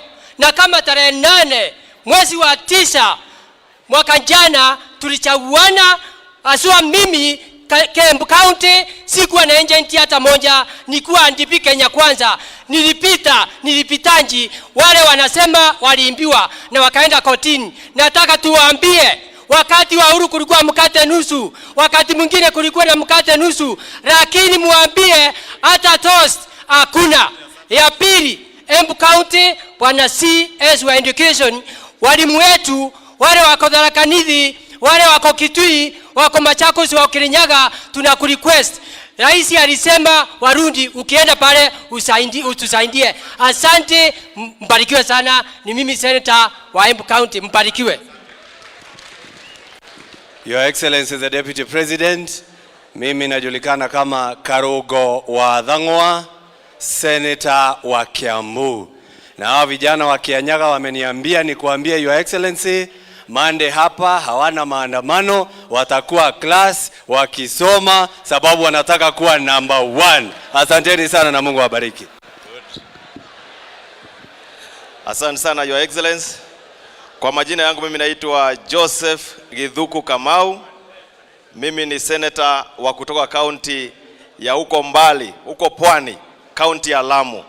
Your Excellency, nataka nikupongeze kwa sababu ya kurudi mahali ambapo ulitoka, mahali ulisomea. Nasema asante sana, na pia vile vile niseme mimi pia najivunia kuwa mahali hapa siku ya leo nikiwakilisha wazazi wanne katika hii shule ambao wametoka kaunti ya Lamu. Nashukuru sana Mheshimiwa Naibu wa Rais. La mwisho, mimi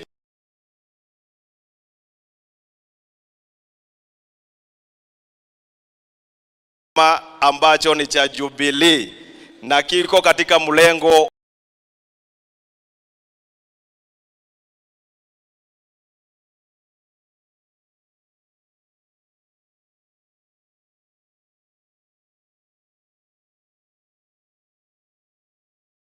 wa Azimio, lakini mimi nasema watu wangu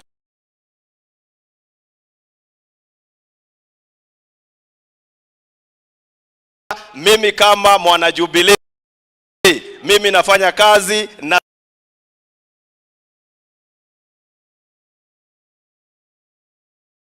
Your Excellency the Deputy President na viongozi wote. Mimi ninaitwa Medhu, mimi ni senator wa kaunti ya Nyandarua. Mimi ni senator. Wewe ndio kiongozi wetu, wewe ndio kiongozi watu ya Mount Kenya. Sisi hatupokei orders kutoka kwa watu wawili.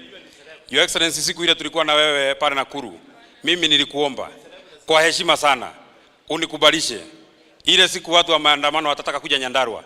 Mimi nakuomba kwa heshima kubwa sana, hata kama mimi ni wa chama yako ya UDA, hiyo mkutano ya maandamano unikubalishe mimi niende nisikize maneno ile watasema. Wakisema wanataka kuimba lero ni lero, hiyo mimi nakubali. Wakisema sijui baba amefanya nini, hiyo nakubali. Lakini mtu akisema wewe si Deputy President ya Kenya, mkutano itakuishia hapo. Na hiyo ndio kazi mimi nafanya kumaliza mkutano. Your Excellency sir, jambo mimi nataka niseme, niombe la mwisho. Na mimi nakuomba kwa heshima unitukubalishe. Kule kotini tulishindana na hawa jamaa tukawashinda. Kwa maombi tukashindana na hawa jamaa tukawashinda. Kwa kura tukashindana na hawa jamaa tukawashinda. Hawa jamaa wamekuja maneno ya maandamano. Tukubalishe siku moja, wewe ni mtu ya kanisa na rais ni mtu ya kanisa.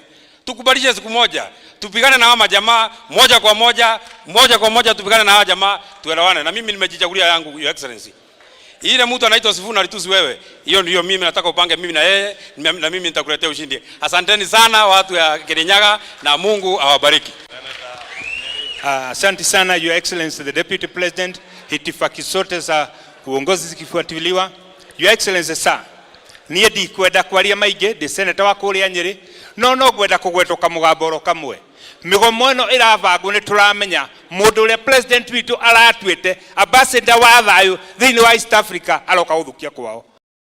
Uhuru wa Kenyatta, nĩ tũragũthaitha tũkwĩre nĩ waremirwo nĩ gũtongoria ũyũ tondũ ndũngĩũka gũthũkia kwanyu ũkiuga nĩ gũthondeka kwanyu, na tũtirĩ na ũndũ nawe. Twagũthaitha ũreke Rigathĩ wa Gachagua na Ruto na Icũng'wa marĩ kuo matongorie bũrũri ũyũ tondũ we nĩ waremire miaka 10 twakũheire. Kwa hivyo tunakuomba kwa heshima kubwa na unyenyekevu, tiga kũnyitana na mũthuri ũcio waremirwo gũtongoria ũthũkie bũrũri wao. Ndagũthaitha ndũgacina imamo cia ciana ici citũ. Asante sana Wahome wa Matinga, senator kuma Nyĩrĩ.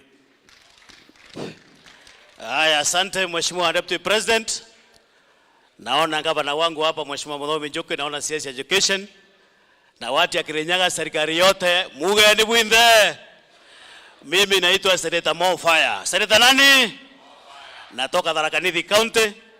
Na Mheshimiwa Deputy President, nikuambie shukrani zaidi kwa sababu juzi umekuja kwetu tukapiga magoti tukaomba tukaambia Mungu shukrani.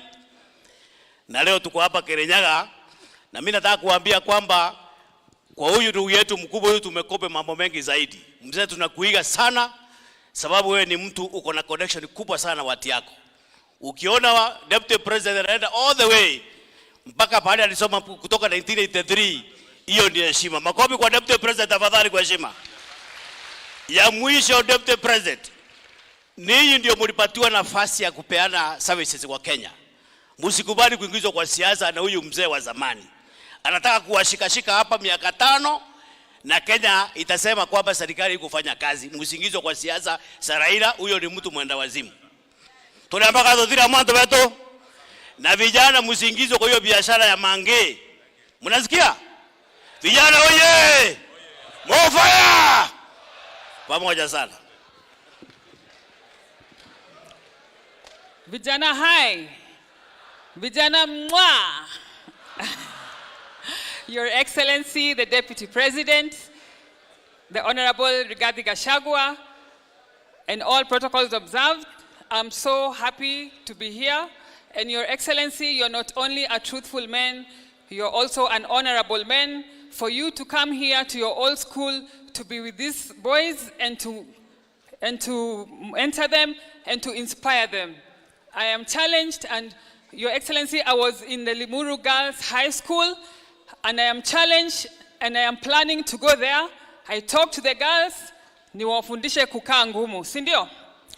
And then Your Excellency, because I'm the last one to speak, allow me to say in Nairobi, sisi tunamon, and as a family tunamon kifo ya kijana anaitwa Jeff Mwathi, ambayo ni kijana mdogo kama hawa, ambaye amelewa na mama yake with a lot of love.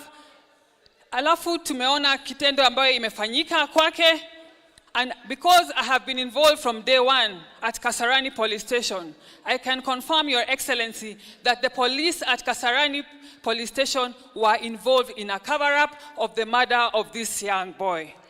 And we are requesting you, Your Excellency, when the culprits, those involved in the murder, once they take plea, Your Excellency, tunataka utusaidie hapo Kasarani Police Station.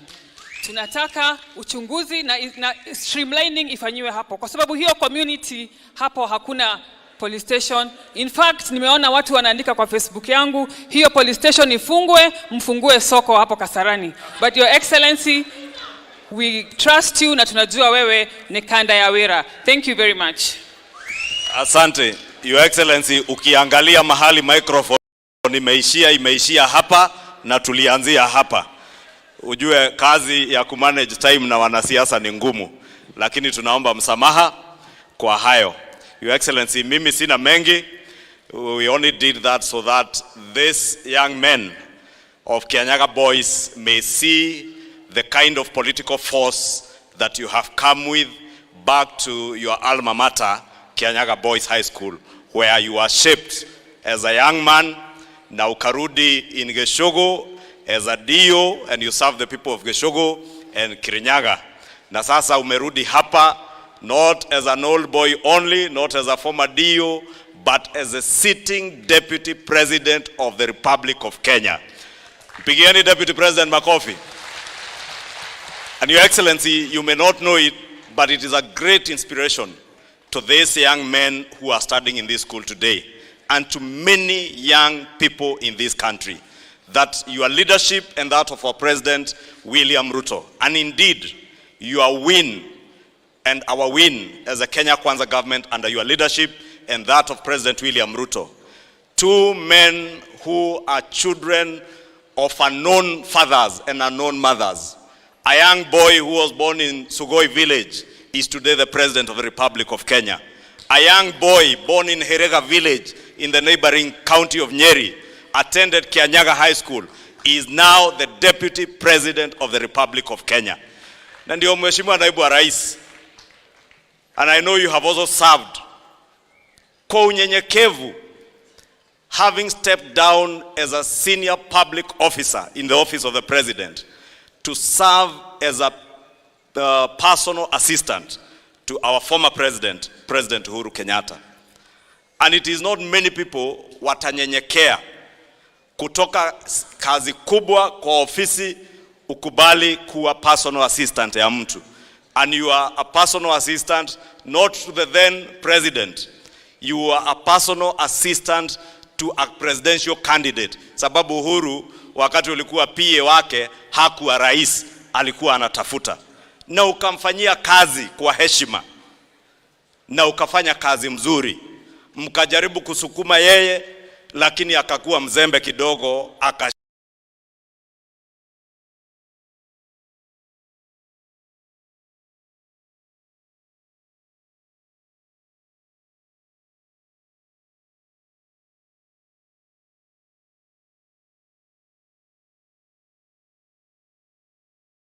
shindwa na Mwai Kibaki.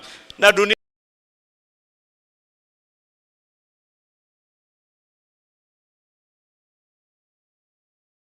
ikaendelea namna hiyo. Leo naibu wa rais, na nimesikia yale yamesemwa hapo.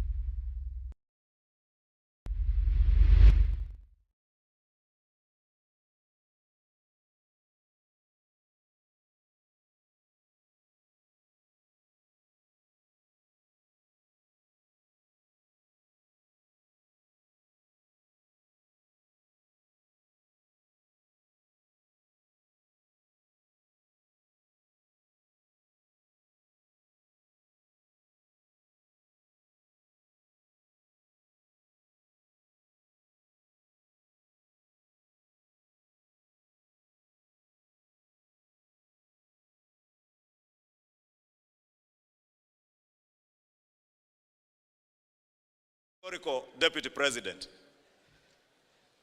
sisi tulimalizana na yule mtu wa kitendawili 2017. Kumalizana na yeye, Uhuru Kenyatta akamfufua politically. We finished with this kitendawili man way back in 2017. And it became part of the history of our political history in this republic. But Uhuru Kenyatta, in your political pettiness, to try and stop your deputy president from ascending to high office as president, you resuscitated politically the kitendawili man to try and stop William Ruto from being president. Woe unto you, you didn't know you are not God. And we told you, we shall never worship you, but we will respect you as president, and even today we respect you as our former president in the Republic of Kenya. But time is nigh, Mr. Former President. Mr. Kenyatta, you must now accept and live with it that William Ruto, your former deputy president, is today the president of Kenya, and you shall do nothing, absolutely nothing, to stop him from continuing to govern our country.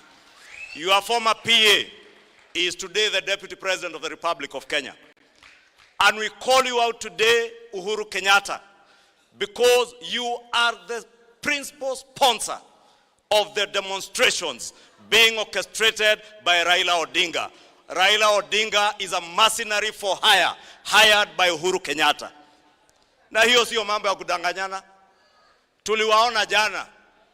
We know who was financing them. tunawajua na tunajua mahali mnatoa pesa zile mlipora wa Kenya.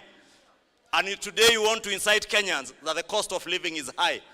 Swali ni hili, who took the cost of living where it is today, if not the handshake regime under Uhuru Kenyatta and Raila Odinga? Na muache kuchochea wa Kenya. Allow this gentleman and our president to fix the economy that you made a mess of. And our president and this administration has a clear plan on how to revive and resuscitate the economy that you left in a deep hole. Kwa hivyo, nataka tumuulize kwa heshima, rais aliyestaafu, staafu kwa ungwana kama wale waliokuwa mbele yako. Rais Moi alistaafu na akatulia. Hakujaribu hata siku moja kuhujumu uongozi wa aliyeendelesha kazi ya serikali Mwai Kibaki. Mwai Kibaki retired, and not in any one occasion did he attempt to undermine you as president. We ask you to give the same honor and respect, not to William Ruto, not to Rigathi Gachagua, who you think is still your PA. Give maximum respect to the Constitution of the Republic of Kenya and the people of Kenya who elected this administration to govern this country. Na ikikushinda, na nitasema tu, musitutisha na maandamano. Sisi ni amani tunapenda. Na naibu wa rais, nimesikia watu wa Kanairo wakisema wako tayari kuchunga mali yao. Na Wakenya wasiogope. Serikali ikichunga, pia wewe amka asubuhi, chunga mali yako. Nilisikia wakitutisha ati kama unauza duka ya maji, ati watakuja kunywa maji ya bure. Mao ya nani? Mtu ajaribu kugusa mali ya mtu, wajue Kenya ina serikali na hiyo mali mnajaribu kugusa iko na wenyewe. La mwisho, kwa ndugu yangu aliyekuwa rais wetu, kama unataka kuheshimiwa, heshimu wengine. Heshimu mali ya watu wengine. Usipoheshimu mali ya watu wengine, sisi wa Kenya wa hapa Mount Kenya tuko na maswali mingi ya zile mashamba kubwa kubwa mumejishikia, tukianzia na hapo Thika Road Nairobi, hapo Ruiru. Kabla hatujaenda Taita Taveta, kabla hatujaenda Nakuru, mali ya Mkenya ikivamiwa, hata hizo mashamba zenyu tutazivamia, na wenye hawana mashamba wapate mashamba Kenya hii. Musifikiri ati wananchi wa kawaida ndio watapoteza mali. Even you will pay a price if you continue to instigate violence and bloodshed in this country. And that is my message to none other than Uhuru Kenyatta, the sponsor, sole sponsor, singular financier of Azimio, and the mercenary that is Raila Odinga. Kwa hayo mengi, pole Mheshimiwa Naibu wa Rais, nimualike kiongozi wa walio wengi kwa nyumba la Senate, Mheshimiwa Aaron Cheruyot, ambaye pia ni senator wa Kericho County, kisha mualike waziri wa elimu akualike. Asante. Thank you. Asante. Your Excellency the Deputy President, viongozi ambao wako mbele hapa pamoja na waziri wetu wa masomo na the gallant gentlemen of Kianyaga Boys High School pamoja na wananchi wa Kirinyaga kwa jumla. Naomba niwasalimu wote, hamjambo. Bwana Yesu asifiwe. Nataka nichukue fursa hii nitoe shukrani kwa sababu mimi nimekuja hapa kwa mwaliko wa Deputy President. Mara nyingi tukiwa kwa mikutano, huyu Kimani Ichung'wah anafikirianga shule yenye iko Kenya ni Alliance peke yake. Hasa ni vizuri tumemleta, na Your Excellency ni kuibie siri, mimi nimewahi enda Alliance na nimewahi kuja hii Kianyaga. This Kianyaga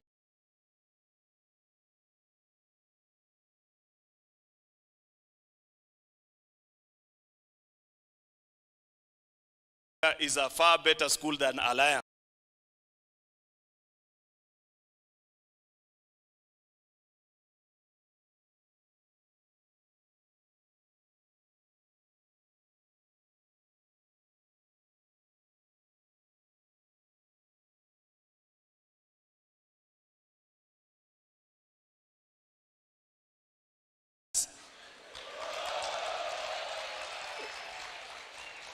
So alliance ni jina tu, lakini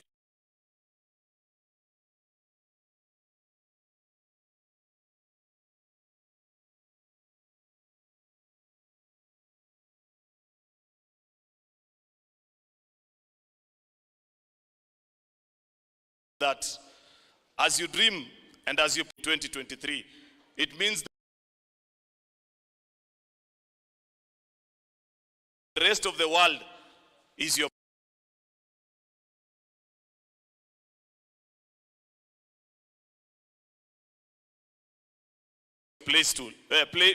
playground.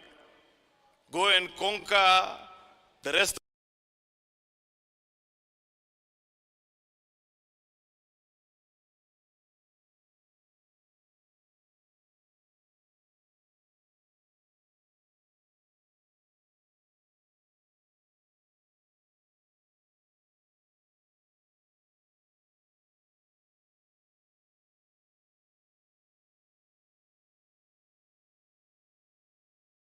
Na hawa vijana mimi nilikuwa nawaangalia,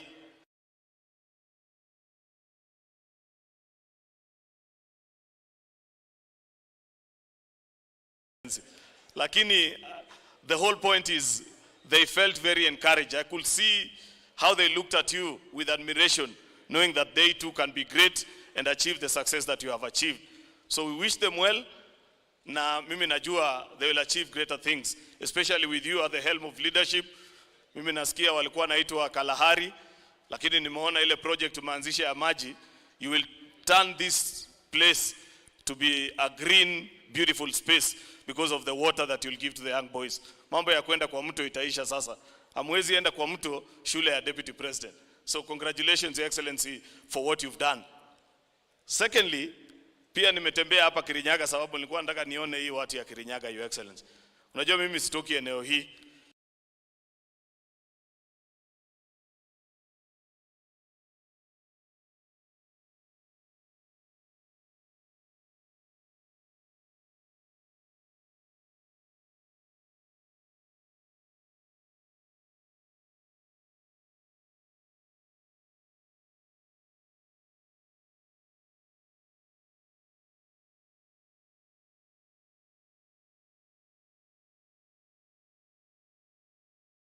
Lakini nilikuwa nataka kuona hawa ni watu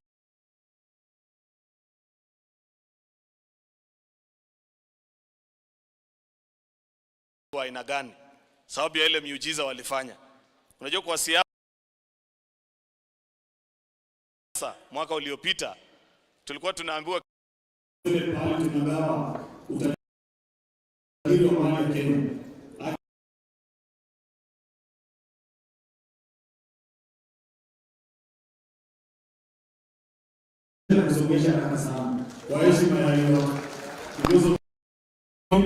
anatoka hapa, hani niangalia kura mpaka hata nyumbani kwake kwa polling station wale watu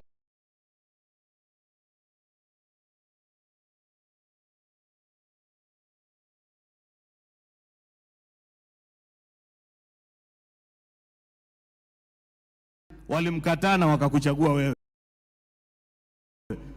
In fact mimi nashangaa ati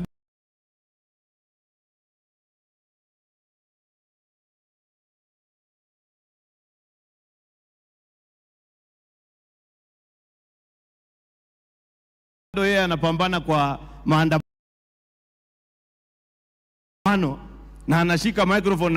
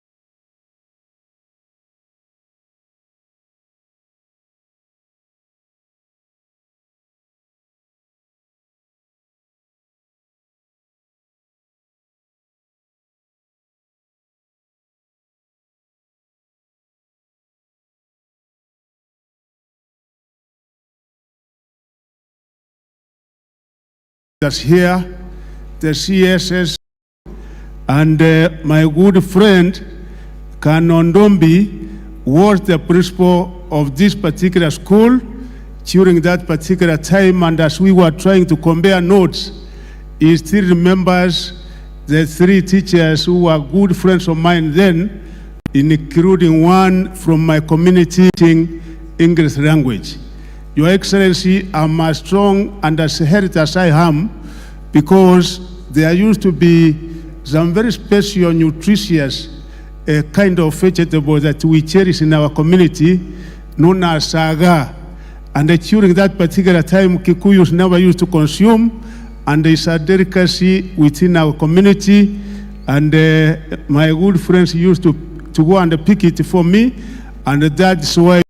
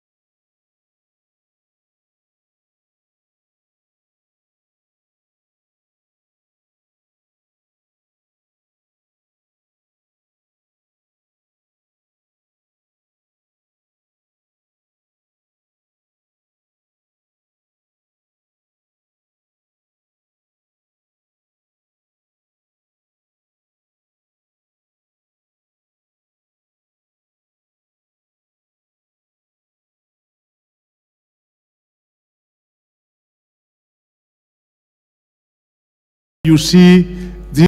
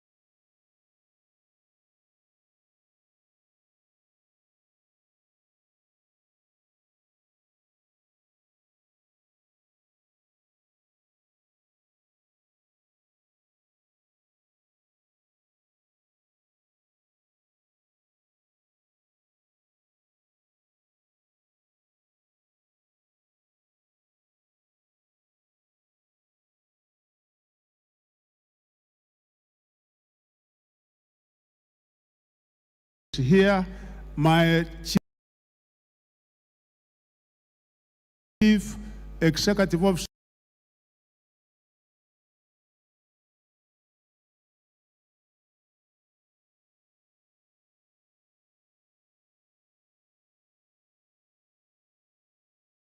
to interact very closely with Murioki.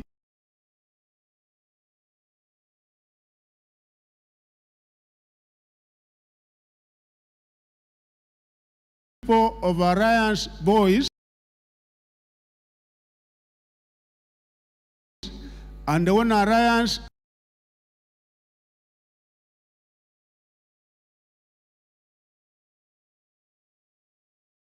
also talk of a min score of 10 for Kianyaga High School.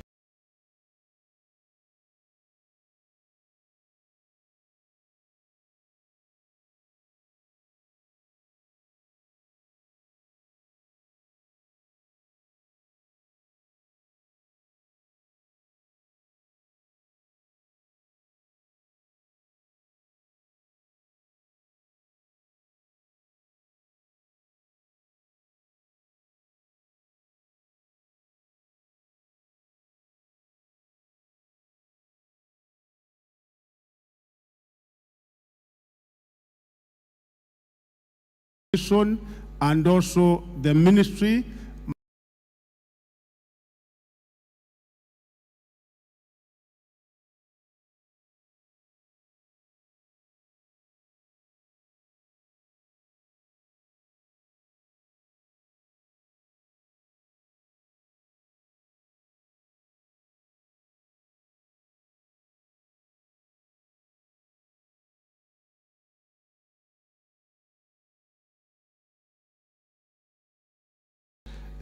Kuril,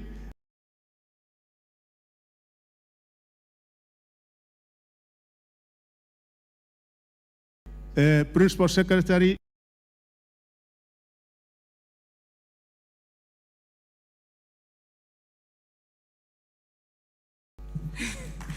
So, Your Excellency, the Deputy President of the Republic of Kenya, all protocols observed. Habari yenu. Good afternoon. So nimefurahia sana kuwa hapa na nimeona yale mambo mazuri inaendelea hapa Kianyaga Boys. Hata mimi ni msichana wa Kabare Girls. Nilisomea pale, lakini ile maneno ningewaambia, nimesikia mambo ya Kalahari. The only thing I know about Kalahari is Kalahari Desert. And a desert is not a good place to stay. So ninawaomba, in the 15 billion trees that His Excellency and the Deputy President is talking about, can we make this place a habitable place? Asante sana CS, hiyo tu ndio ningewachia watu ya Kianyaga. Asante.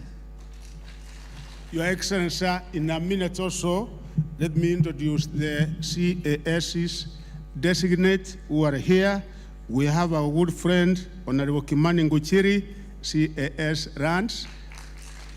We have our good friend, Honorable Isaka Mwahura, CAS Prime Cabinet Secretaries designate.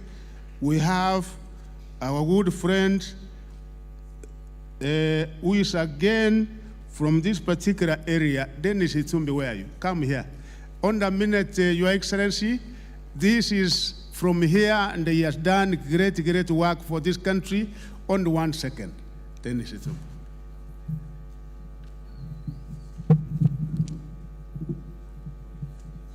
Your Excellency, the Deputy President, all protocols observed. Well, I heard the principal say this is a year of new beginning.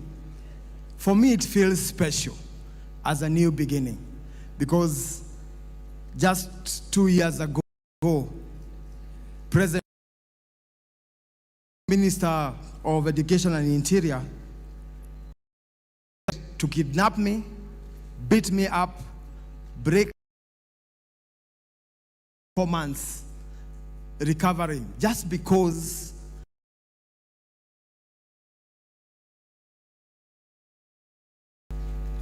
I disagreed with him. At the time, I got a call from President Uhuru Kenyatta and told me I should not support William Ruto and I should not be seen in his office. I was just a junior civil servant with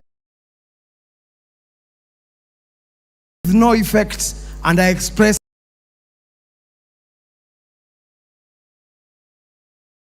as much, and he sacked me. Around with my eyes blindfolded, with me up, they stripped me naked.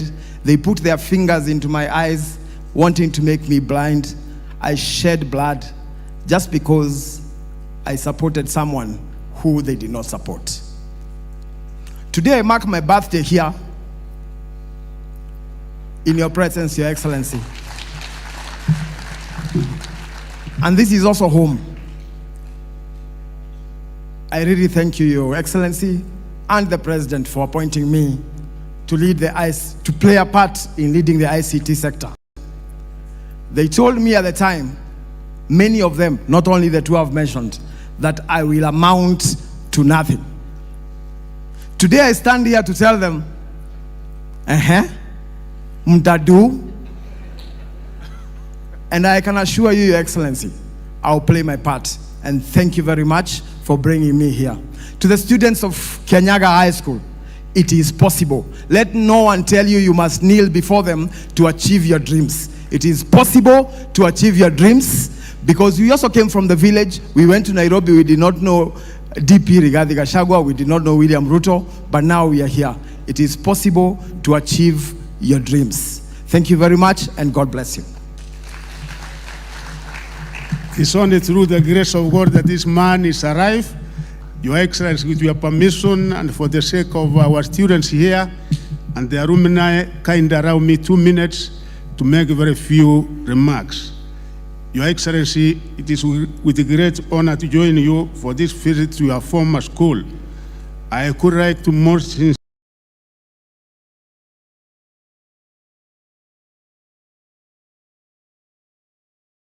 sincerely proud of your decision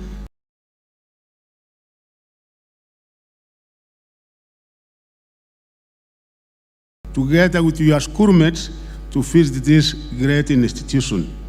May I also thank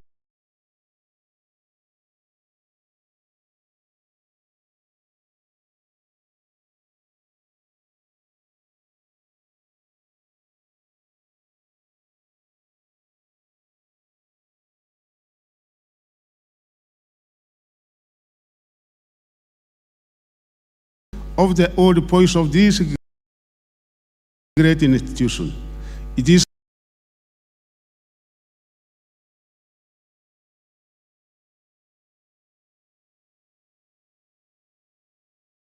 over the years, the challenges it has faced and the opportunity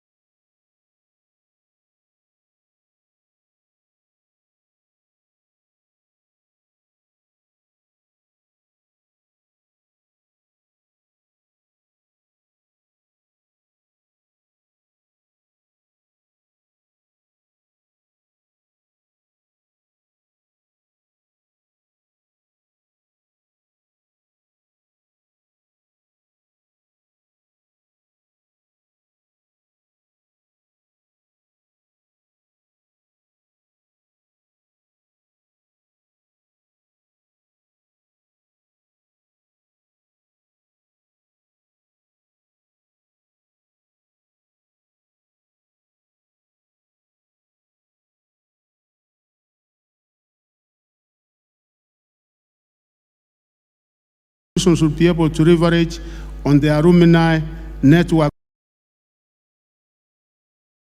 infrastructure, and scholarship.